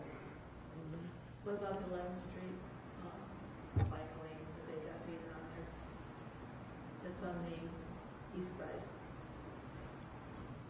On 11th Street to the north? Well, yeah. Well, I think that is, since it's painted, it's secondary to the other trails that you're trying to get to. So it's pick and choose, and if you're trying to get a trail from the downtown to the south side, or if you're trying to connect in with the Hagan Street Trail or the Crestview, you need the trail on the bridge on the west side of the bridge. Right, but but there is a painted trail on 11th Street east side now. Well, you either modify the painting, which is pretty easy, or you figure out what you want in the future for trails along both Cooley Road and 11th to the north. You want sidewalks, trails?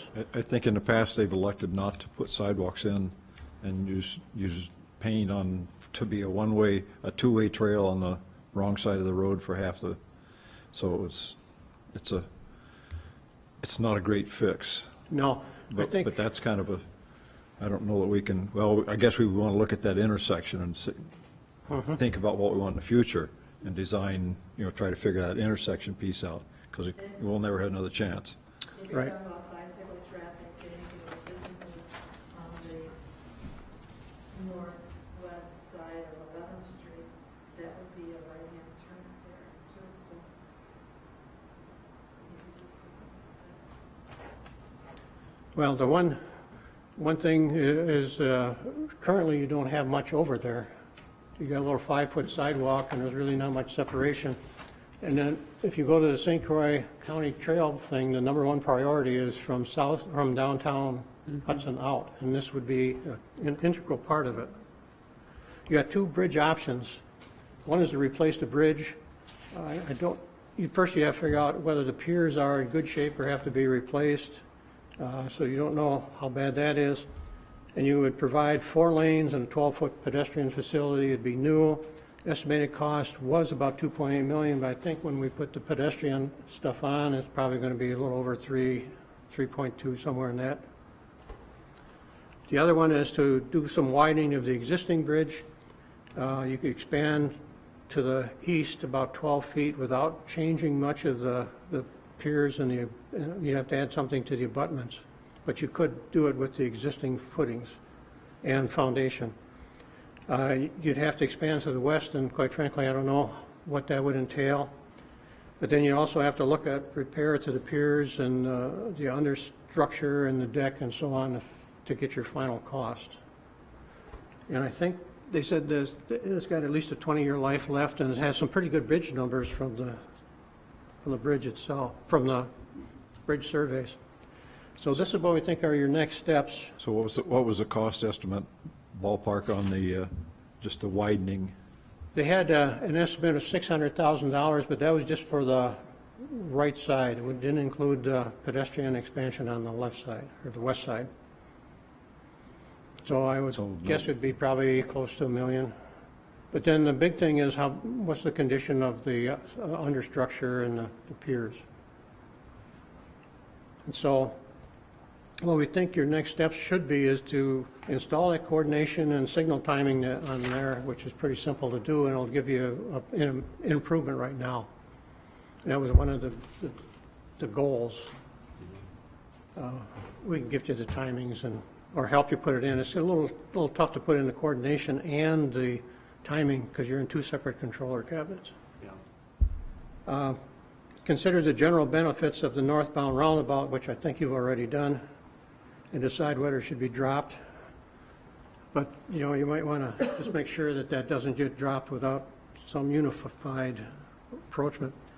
And then the next steps on the bridge, we would suggest, but Mike, you want to figure out what might work best for you, but one would be to meet with the WSDOT bridge people and really take an in-depth look at the bridge and get a good idea why you got all that spalling and et cetera, and maybe you've already done that. But find out what is involved in reusing the bridge, or how much do you have to replace.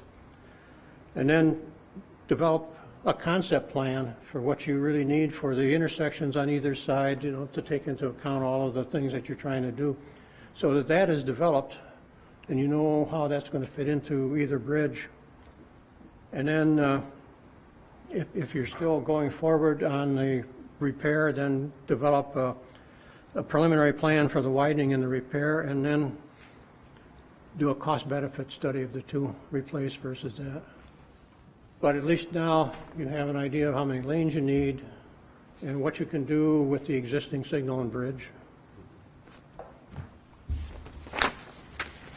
Yeah, it was, that last one was my question, is what's the difference between the widening? I mean, obviously we save money, but does it get us what we need for the long-term future, given we're stuck with 2 bridges crossing Highway 94, so. Yeah. And I think the one thing you want to do is look at bridge life of the existing structure versus what you would get if you built a new one. And I can't answer that question. Perhaps we could get, Pardon? we would be looking at negotiating some kind of agreement with the state. The current rating of the bridge is 86.2 on a 100-point scale. Anything below 70 percentile or 70 rating gets dollars for rehabbing. Anything under a score of 50 gets monies considered for replacement. So in my preliminary talks with the state is that bridge there is in good enough shape that it's not even close to being on their radar. So that's, my conversations with them up to this point.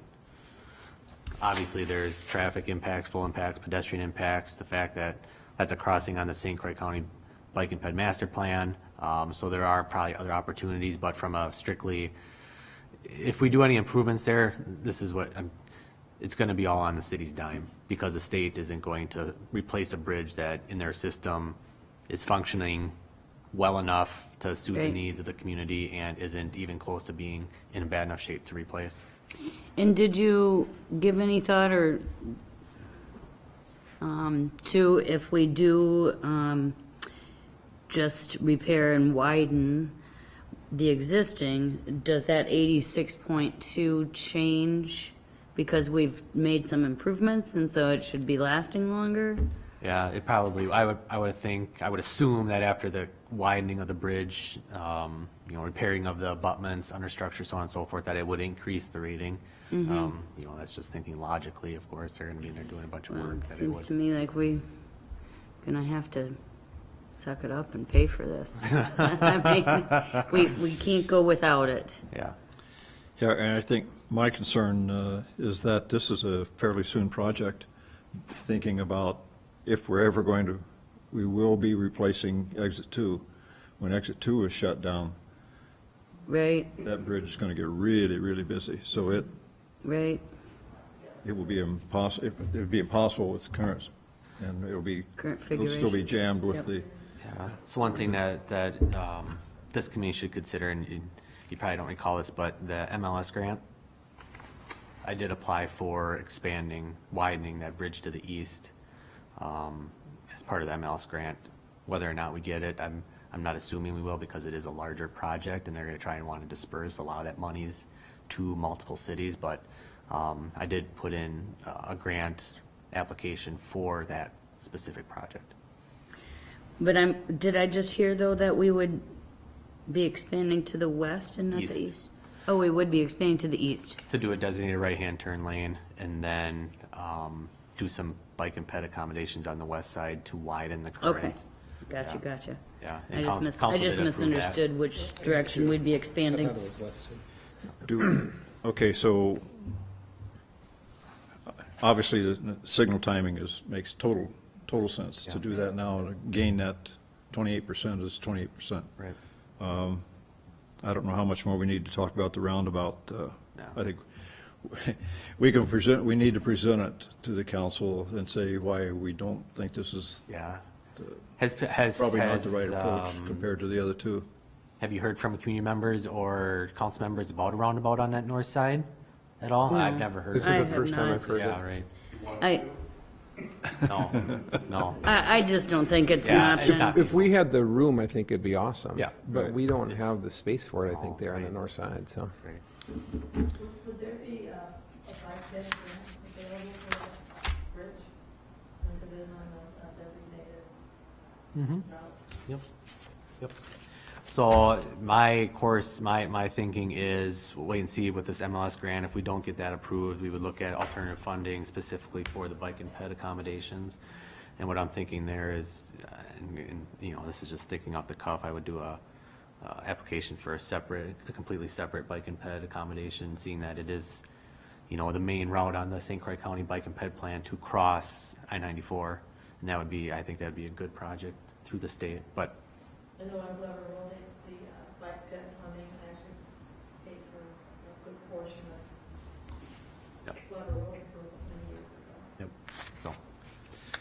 So the only question is how we widen the bridge.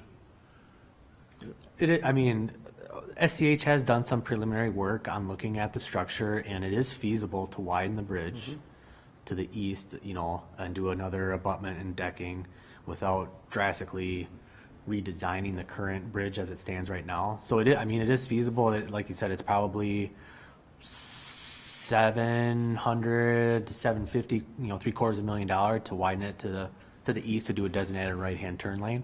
Okay. We gotta, About $1 million with the bike ped. Yeah.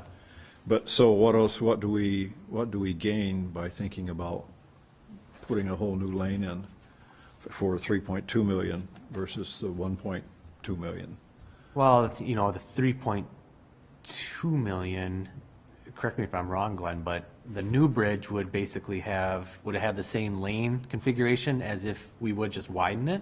it would have four lanes and a separate 12-foot wide pedestrian, The new bridge would. the new bridge, which would be basically the same cross-section if you widened it on both sides. Right. I think the biggest thing is there was some concern about the understructure and scaling and things like that, and I don't know how much that enters into the bridge rating. Yeah. I don't know either. So that would seem like, why wouldn't we widen it on both sides for a couple $1 million? I think the one thing you want to consider, and I don't know how to do it, is what's the bridge life of the widened bridge versus the bridge life of a new bridge? Because the new bridge would be there for 60 years, 50 years. So If we I could don't get know some, what we need to be able to work that to get some funding from the state to me to go, because a $3 million project going to be followed by a multi-million-dollar project in a couple of years. Well, I mean, For to 2 be honest years. with you, you know, you got 3 million there, you got, you know, a complete Carmichael build-out, it's looking at 15 million, you got, you know, exit 2, the city would be on the hook for 15 to 20 million, I mean, you gotta prioritize your projects too, I mean, it's. Right. It's a lot. The thing isn't, you just jet back here, decide to build a house or not, when you decide to go into a house, how you what you're not running into. Oops, excuse me. Well, I think that would be part of it. We would probably have to do that work conversation with your point about what's the life of the repaired bridge versus the life of a new bridge. And is there any funding? The question is there any funding then available from the state or any help from the state on this? I kind of guess that my thinking is the answer is going to be no on that. The state's not gonna fund a bridge that has a rating of 86.2, there's just, Right. it's not gonna happen. Oh, yeah, they've got so many other issues relative to Yeah. unsafe bridges. It'd be unrealistic to think that they would help fund this project outside of a grant cycle. But shouldn't we at least have the conversation with them? Say, here are our two proposals, and here's what we would do, how does it affect the life of this bridge? Yeah. From that standpoint, maybe You know, their is bridge there- engineers could look at and give us some guidance as to what option would be beneficial to the city. That's not out And of the to realm of the- possibilities. And to the state as well. Yeah. But you're not looking for action on this tonight? We're just reviewing the report? Right. Okay. I think we're pretty much we're in agreement with your recommendations, that's for sure. But need to tweak the discussion with the state about how do we go, what you just said, get their input on our potential designs and Sure. this benefits. Yep.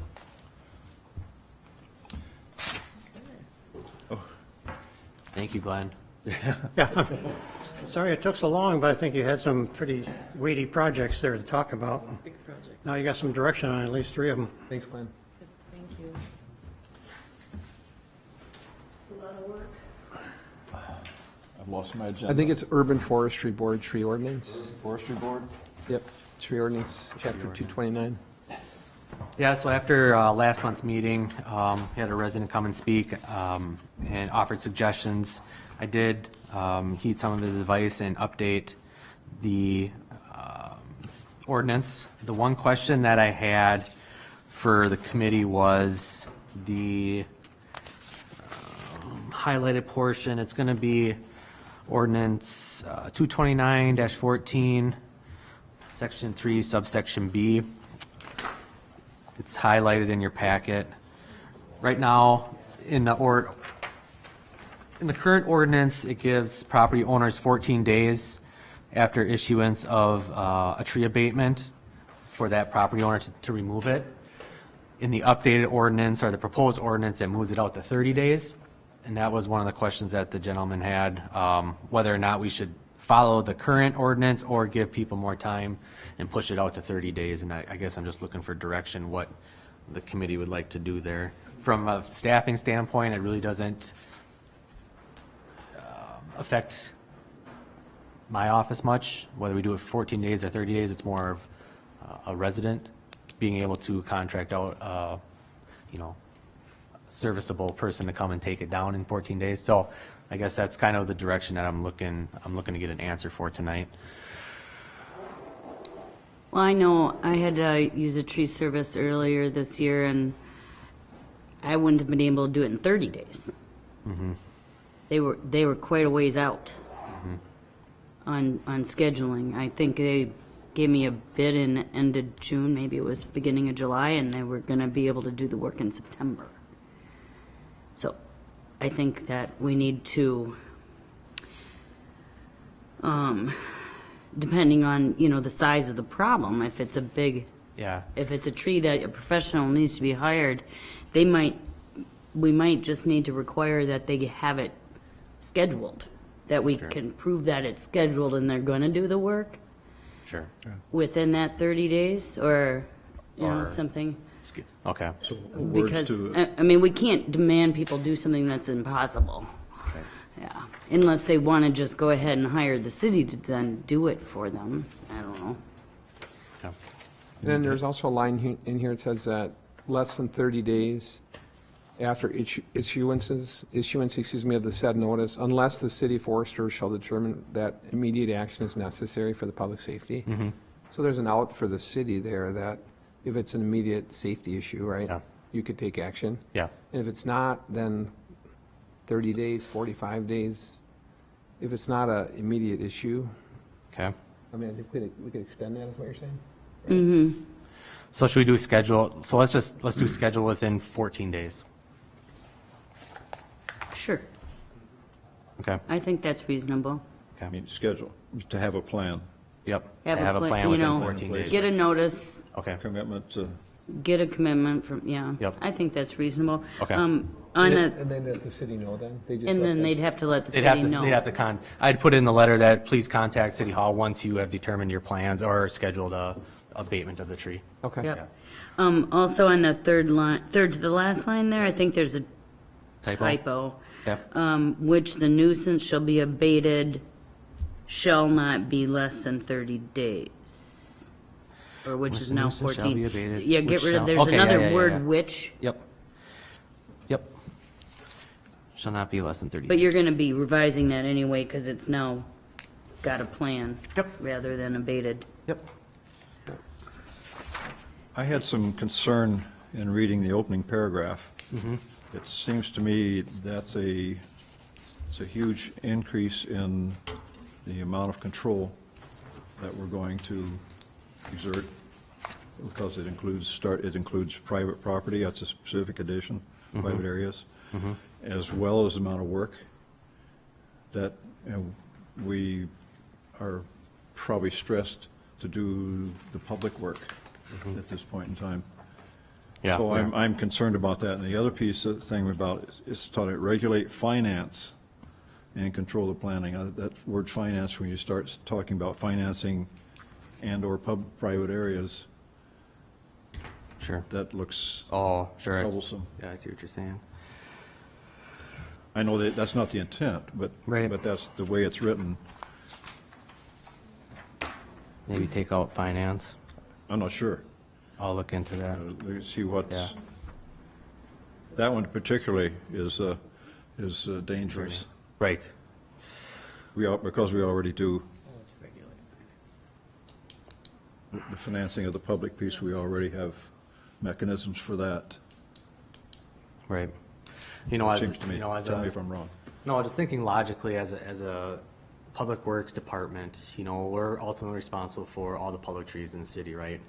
But we do run into situations where there are private trees that are called in by residents that are concerned about them falling on property, you know, so on and so forth, that the city needs to step in during those times and correct those situations so that, you know, if nobody does get hurt or a tree doesn't fall on somebody's house, so on and so forth. So we want to have that teeth in the ordinance that allows us to do that at certain points in time, right? And that's why, you know, some of that language is in there. I get what you're saying, Jim. We don't want to open ourselves up to where the city is all of a sudden having to take care of everybody's private trees and financing, replanting, and so on and so forth. That's not the intent of the ordinance Right. whatsoever. Okay. So,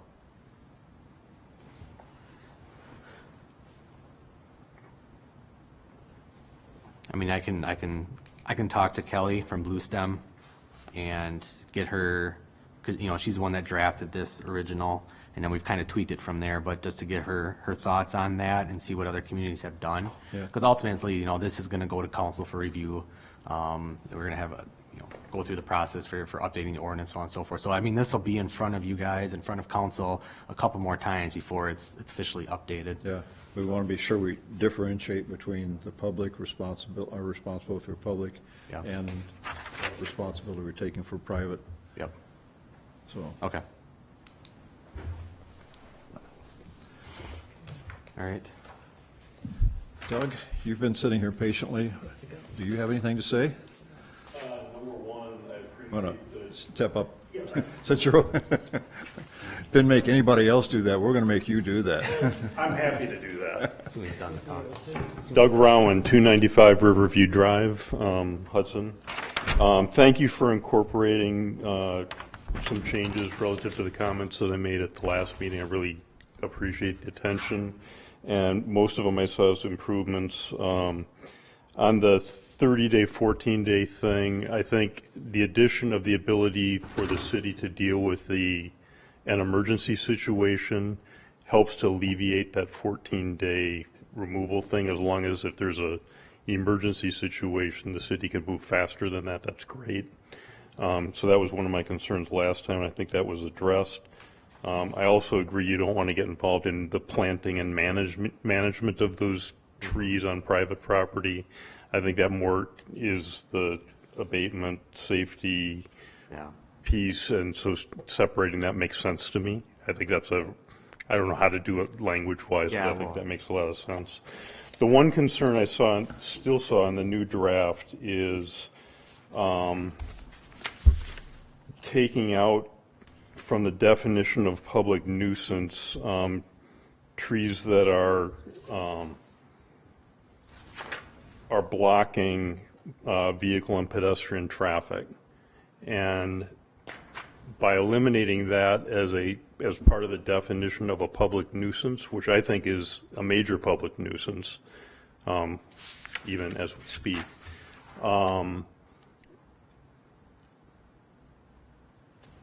I think effectively means that the city doesn't care. I'll put it in the context of my property, I guess is the best way I can do it. If all the dead trees that the developer that currently is refusing to remove them, if even 5 of those fall down on my road and block access to my property, all of which is on city or within the city of Hudson, Yep. I basically have no access to my property anymore. And by eliminating that from the definition of public nuisance, means the city really doesn't care about that anymore. It is in the current ordinance. I don't know why it can't be continued in the new ordinance. And maybe there's a reason it wasn't included, but Yeah, I can, you know, in that situation where a tree is falling down across roadways, where we run into that during storms, so on and so forth, I mean, there is language in this draft ordinance under emergencies that gives the Public Works Department the right to go in and you know, remove the logs or the trees from the roadway for you to allow it to have access to your property. Only in public areas, based on the way it's currently defined. So yes, the city can remove those nuisances, but the nuisance is only defined as affecting public areas. Okay, so I'll have to check, because in emergencies, it says, you know, case of emergencies, windstorm, so on and so forth. City forester may waive the requirements of this ordinance so that private or public work to restore order in the city is in no way hindered. So I'll double check to make sure that it's not contradictory. And the part, and I lost the page now, but, and it gets back to the part where it, sorry, I got to get through all the bridge stuff. It gets to the section that looks at the definition of public nuisance, and use or access only applies to public areas as a nuisance. Okay. And that's the, Sure. that's where my heartburn comes from, Okay. Gotcha. if that makes sense. Yep, I'll look at it. We'll update it. So, I have to, fortunately, Jim, my daughter's expecting me to pick her up at 9 from snowmobile safety training. So I have to step out, but I think Deb's gonna pinch hit for me for the last 2 items. But for the purpose of the urban forestry, the ordinance, I will update it, per kind of Doug's comments, put that language back in there that we took out. And then I think, unless you have any further comments, I think we bring it to council in January, and then start going through the process of updating and installing this ordinance. Why don't you just pass a copy by us? Okay, and yep. So we get a chance to, Okay. we can, Okay, does that sound good? That Okay. sounds good. All right, Thanks, you. Mike. Sorry, I gotta run. No, Thank you. it's No all worries. right. Yeah, otherwise. See you. thanks, Mike. What are we doing next, Deb? Oh, gee, let's see where we, In my order, I have the, I have, Discussion on the fee structure for parking lot closure. yes. Okay, the parking lot closures, well, that was sent back to us by the council. Yeah, it was here, and then it went to council, and then it came back here. Yeah, we kind of balanced it to, in my mind, we were balancing it to the council to see what they thought. And there was no apparent appetite to increase the fees. My thought in looking at, there were 5 instances of parking lot closures in 2019. And that's I think that was as a key piece of information. This doesn't happen very often. And I'm looking at what those were, and these are our major, what I call major Hudson events, that there's nobody making money off of those things. These are all things that benefit the community, as opposed to, they're not things that where people are making money. The boosters are the biggest one, and it would cost them a couple $1,000 if we actually, I used Mike's, well, he had smaller numbers, but if you actually calculate it out, it was Baker's, or the booster would cost $2,000. That's in theory, that's the revenue we're losing, is $2,000 for the booster days, if that parking lot was filled with cars who were paying fees. So that was the way I wanted to look at it, is what's it costing the city? And the whole thing is under $3,000 for what we're losing for these events. My thought is, let's just keep it the same. You know, why charge $400, $200, $150 a day for parking lots for people who are probably doing something, they're trying to raise money for the good, and the events are all for the good of the community. And most of these are community events, considered quote-unquote community events. That's my feeling on it. What's your take on the? I can see that. I don't, I'm fairly flexible on this one. I think Mike had put the figures together, just thinking we have to try to recoup something, which I understand too. I think he did it to be clear, so we knew we were making, that this was happening. So it actually is a preventive measure. Yep. So all of a sudden, in the middle of Booster Days, something didn't come up about this. So my other question is just, what happens if somebody else besides these groups approaches the city and say, That's what I was gonna say. We get that. I mean, we do get that for spaces. And I think if it's not a community event, that they pay the schedule. so Jim, just to be clear, so you're saying just keep it at the current rates that we've been doing to help the groups out, basically? Current Right, rate, these, yeah, for, the current rate's $25 for the lot. and it would, and we can keep this simple and push the problem out. This is the rate for these closures, and then address others as they come up. Does that work well for you, Deb? Because you're the one that's going to have to deal with this. Yeah, I think it's part of the special event process, that it's already a question. If they need this, it's gonna be on there, and then we can, not charge them for it, but it'd be more of a contractor that would come in and need half the parking lot to put his equipment in for different things, or a Do people, business like- that wanted to have an event in a parking lot, perhaps. So, Yeah, because I know we do like marathons and things like that. Do they ever request to? no, not really.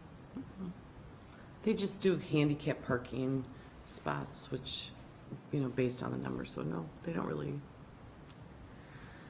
So you're saying that for your preference, you'd be like, well, let's just keep this, This schedule for. this schedule. private And then when people call, if it's gonna be if I wanted to rent out a lot because I want to have a wedding ceremony or something, that you say, oh yeah, you can close the lot, it's a maximum of, for the FIPS lot, that'd be $456 for the day.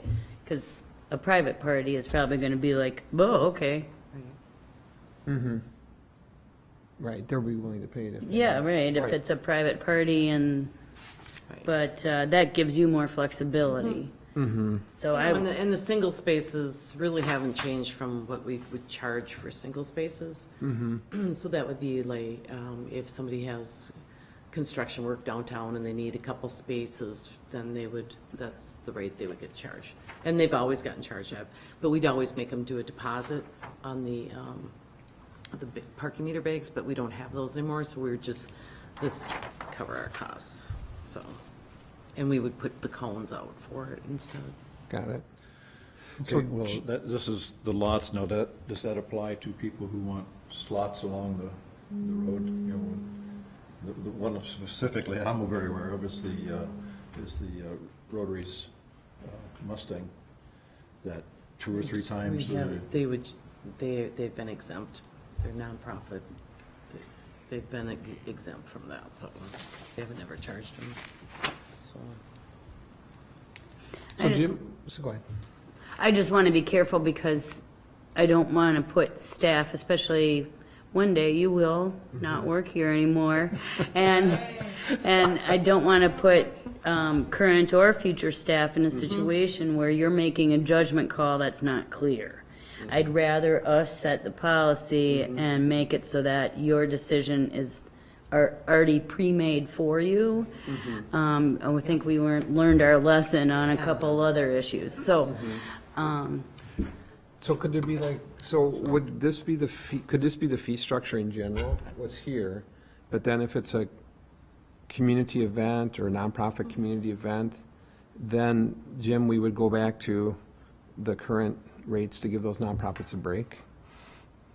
Could it be sort of that hybrid? Yeah, I mean, we could Yeah, I think fix the schedule to put it on here for a nonprofit. I mean, we could add it to the schedule. Yeah. I wouldn't recommend that because if I'm a private party and I go and I see that that the boosters get it for $25 a day for 4 days, and I'm gonna pay, $192 because I just would leave it. Well, It has to say something about, allow her that, you know, how are you going to allow Deb the flexibility? It needs to be some words there that say something about nonprofits. I You guess don't have to on, put you the know, on rates the, there. on the form that we use, on the request form, it could state on there that they have to show proof that they're nonprofit, and then, I mean, on the application that they put in for barricades, cones, closures. Do they also provide certificate of insurance? Do they insure themselves, or we haven't? That will be part of the special event permit, they would, but otherwise, Okay, not normally for. for the parking part of it? Yeah. Okay, just curious, that's Yes. kind of a separate question. So Deb, when they're applying for like the special events, there's already this form? Well, This is no. where they No, would- not necessarily, no. When they apply for the permit right now, it would they should list that on part of it. It would say, I want the parking lot for. That's what I'm that. trying to suggest, And then yeah. it would say, oh yeah, we need police escort, or we need. Correct, yeah. You know, barricades, cones. So there's already a form Yeah, for and so that? then it's kind of an à la carte thing and how much it costs for all those services. Right. So this would be one of them. And then it would be tax exempt, and it would just calculate the fee based on that. Okay. Does that give you enough to work on to distinguish between? Oh, yeah, that gives us, Okay. This is a great, great Great. form for us to deal with, Okay. yeah. And I believe the parking utility is willing to take on the single spaces, applications. So she Okay. would be dealing directly with that. Okay. We wouldn't. It's- Okay. We would just really strictly only do the events and not the single spaces. Okay, the parking lots. So do we need a motion, Jim? Are you looking for just, We need a motion, I'm not sure of the Well- language of the motion yet. well, could the motion be to run this by Common Council to accept the fee structure here for, except with the exception of the permits for community events, which would stay at the standard rates? Does that make sense? The word community events limits it significantly.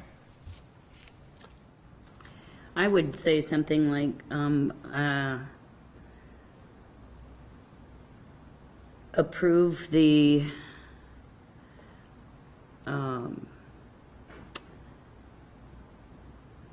well, this needs a better title.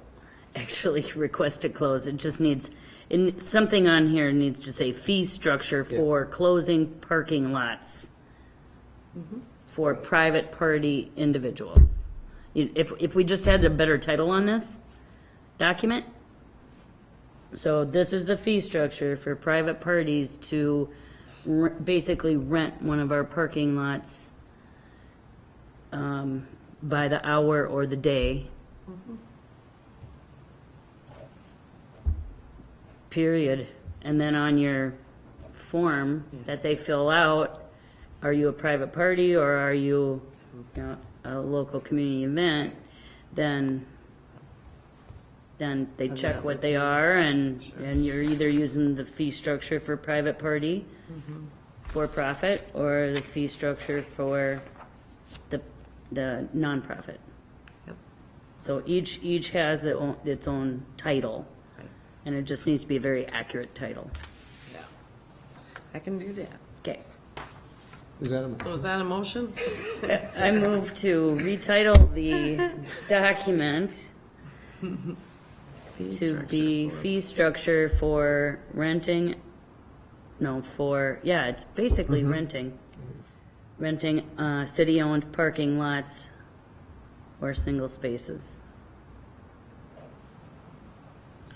Okay. So I would second that. Thank you for the clarification, for the clarity. Is there any other discussion? All in favor? Aye. Aye. Thank you. See how fast it goes when Mike's not here? Yeah, right. But as part of that motion, when it goes to full council, they have to understand the distinction with the nonprofit community events, because that's what the concern was at the last meeting. I'll run it past you. Yeah, yeah, I can look at it too, Deb. Yeah, And that'd be it will we'll just make sure it's very clear and it will get I'm going to be doing the service charge rates coming up, here, for 2020. Sure. So this would be C schedule. Okay, piece. perfect. So it's kind of. Thanks, Deb. Okay, the next one is a request that we received from 407 Second Street to install a 115-minute parking stall. There was an email that came from Haley Wakefield at Subhouse at 407 Second Street requesting a 15-minute stall. Mr. Mraz went out and took, little dots on here Yeah. of all the locations that there currently is. He has no objections Okay. to one stall. I think it's a good idea to get folks in and out of there, especially for their business, but somebody else close might use it too. Now, were they requesting a spot right in front of their place or just down the Right in corner, front. or? Yeah, in front. Okay. There's already a couple down at the corner. Where am I? Yeah, there's Would this already a need to go to council then too? Yeah. So I would move to approve the 15-minute spot in front of Subhouse at 407 Second Street. Second? So moved and seconded to approve the spot, 15-minute spot at 207. or 407. 407. Second The Street. Subhouse. All in favor? Aye. Aye. Move to adjourn. It's actually going to consent, if that's okay. I mean, that'll go to consent. Okay. You want it somewhere else? Can you second that? I did that. Oh, okay. All in favor? Aye. Meeting adjourned. And I thank the audience.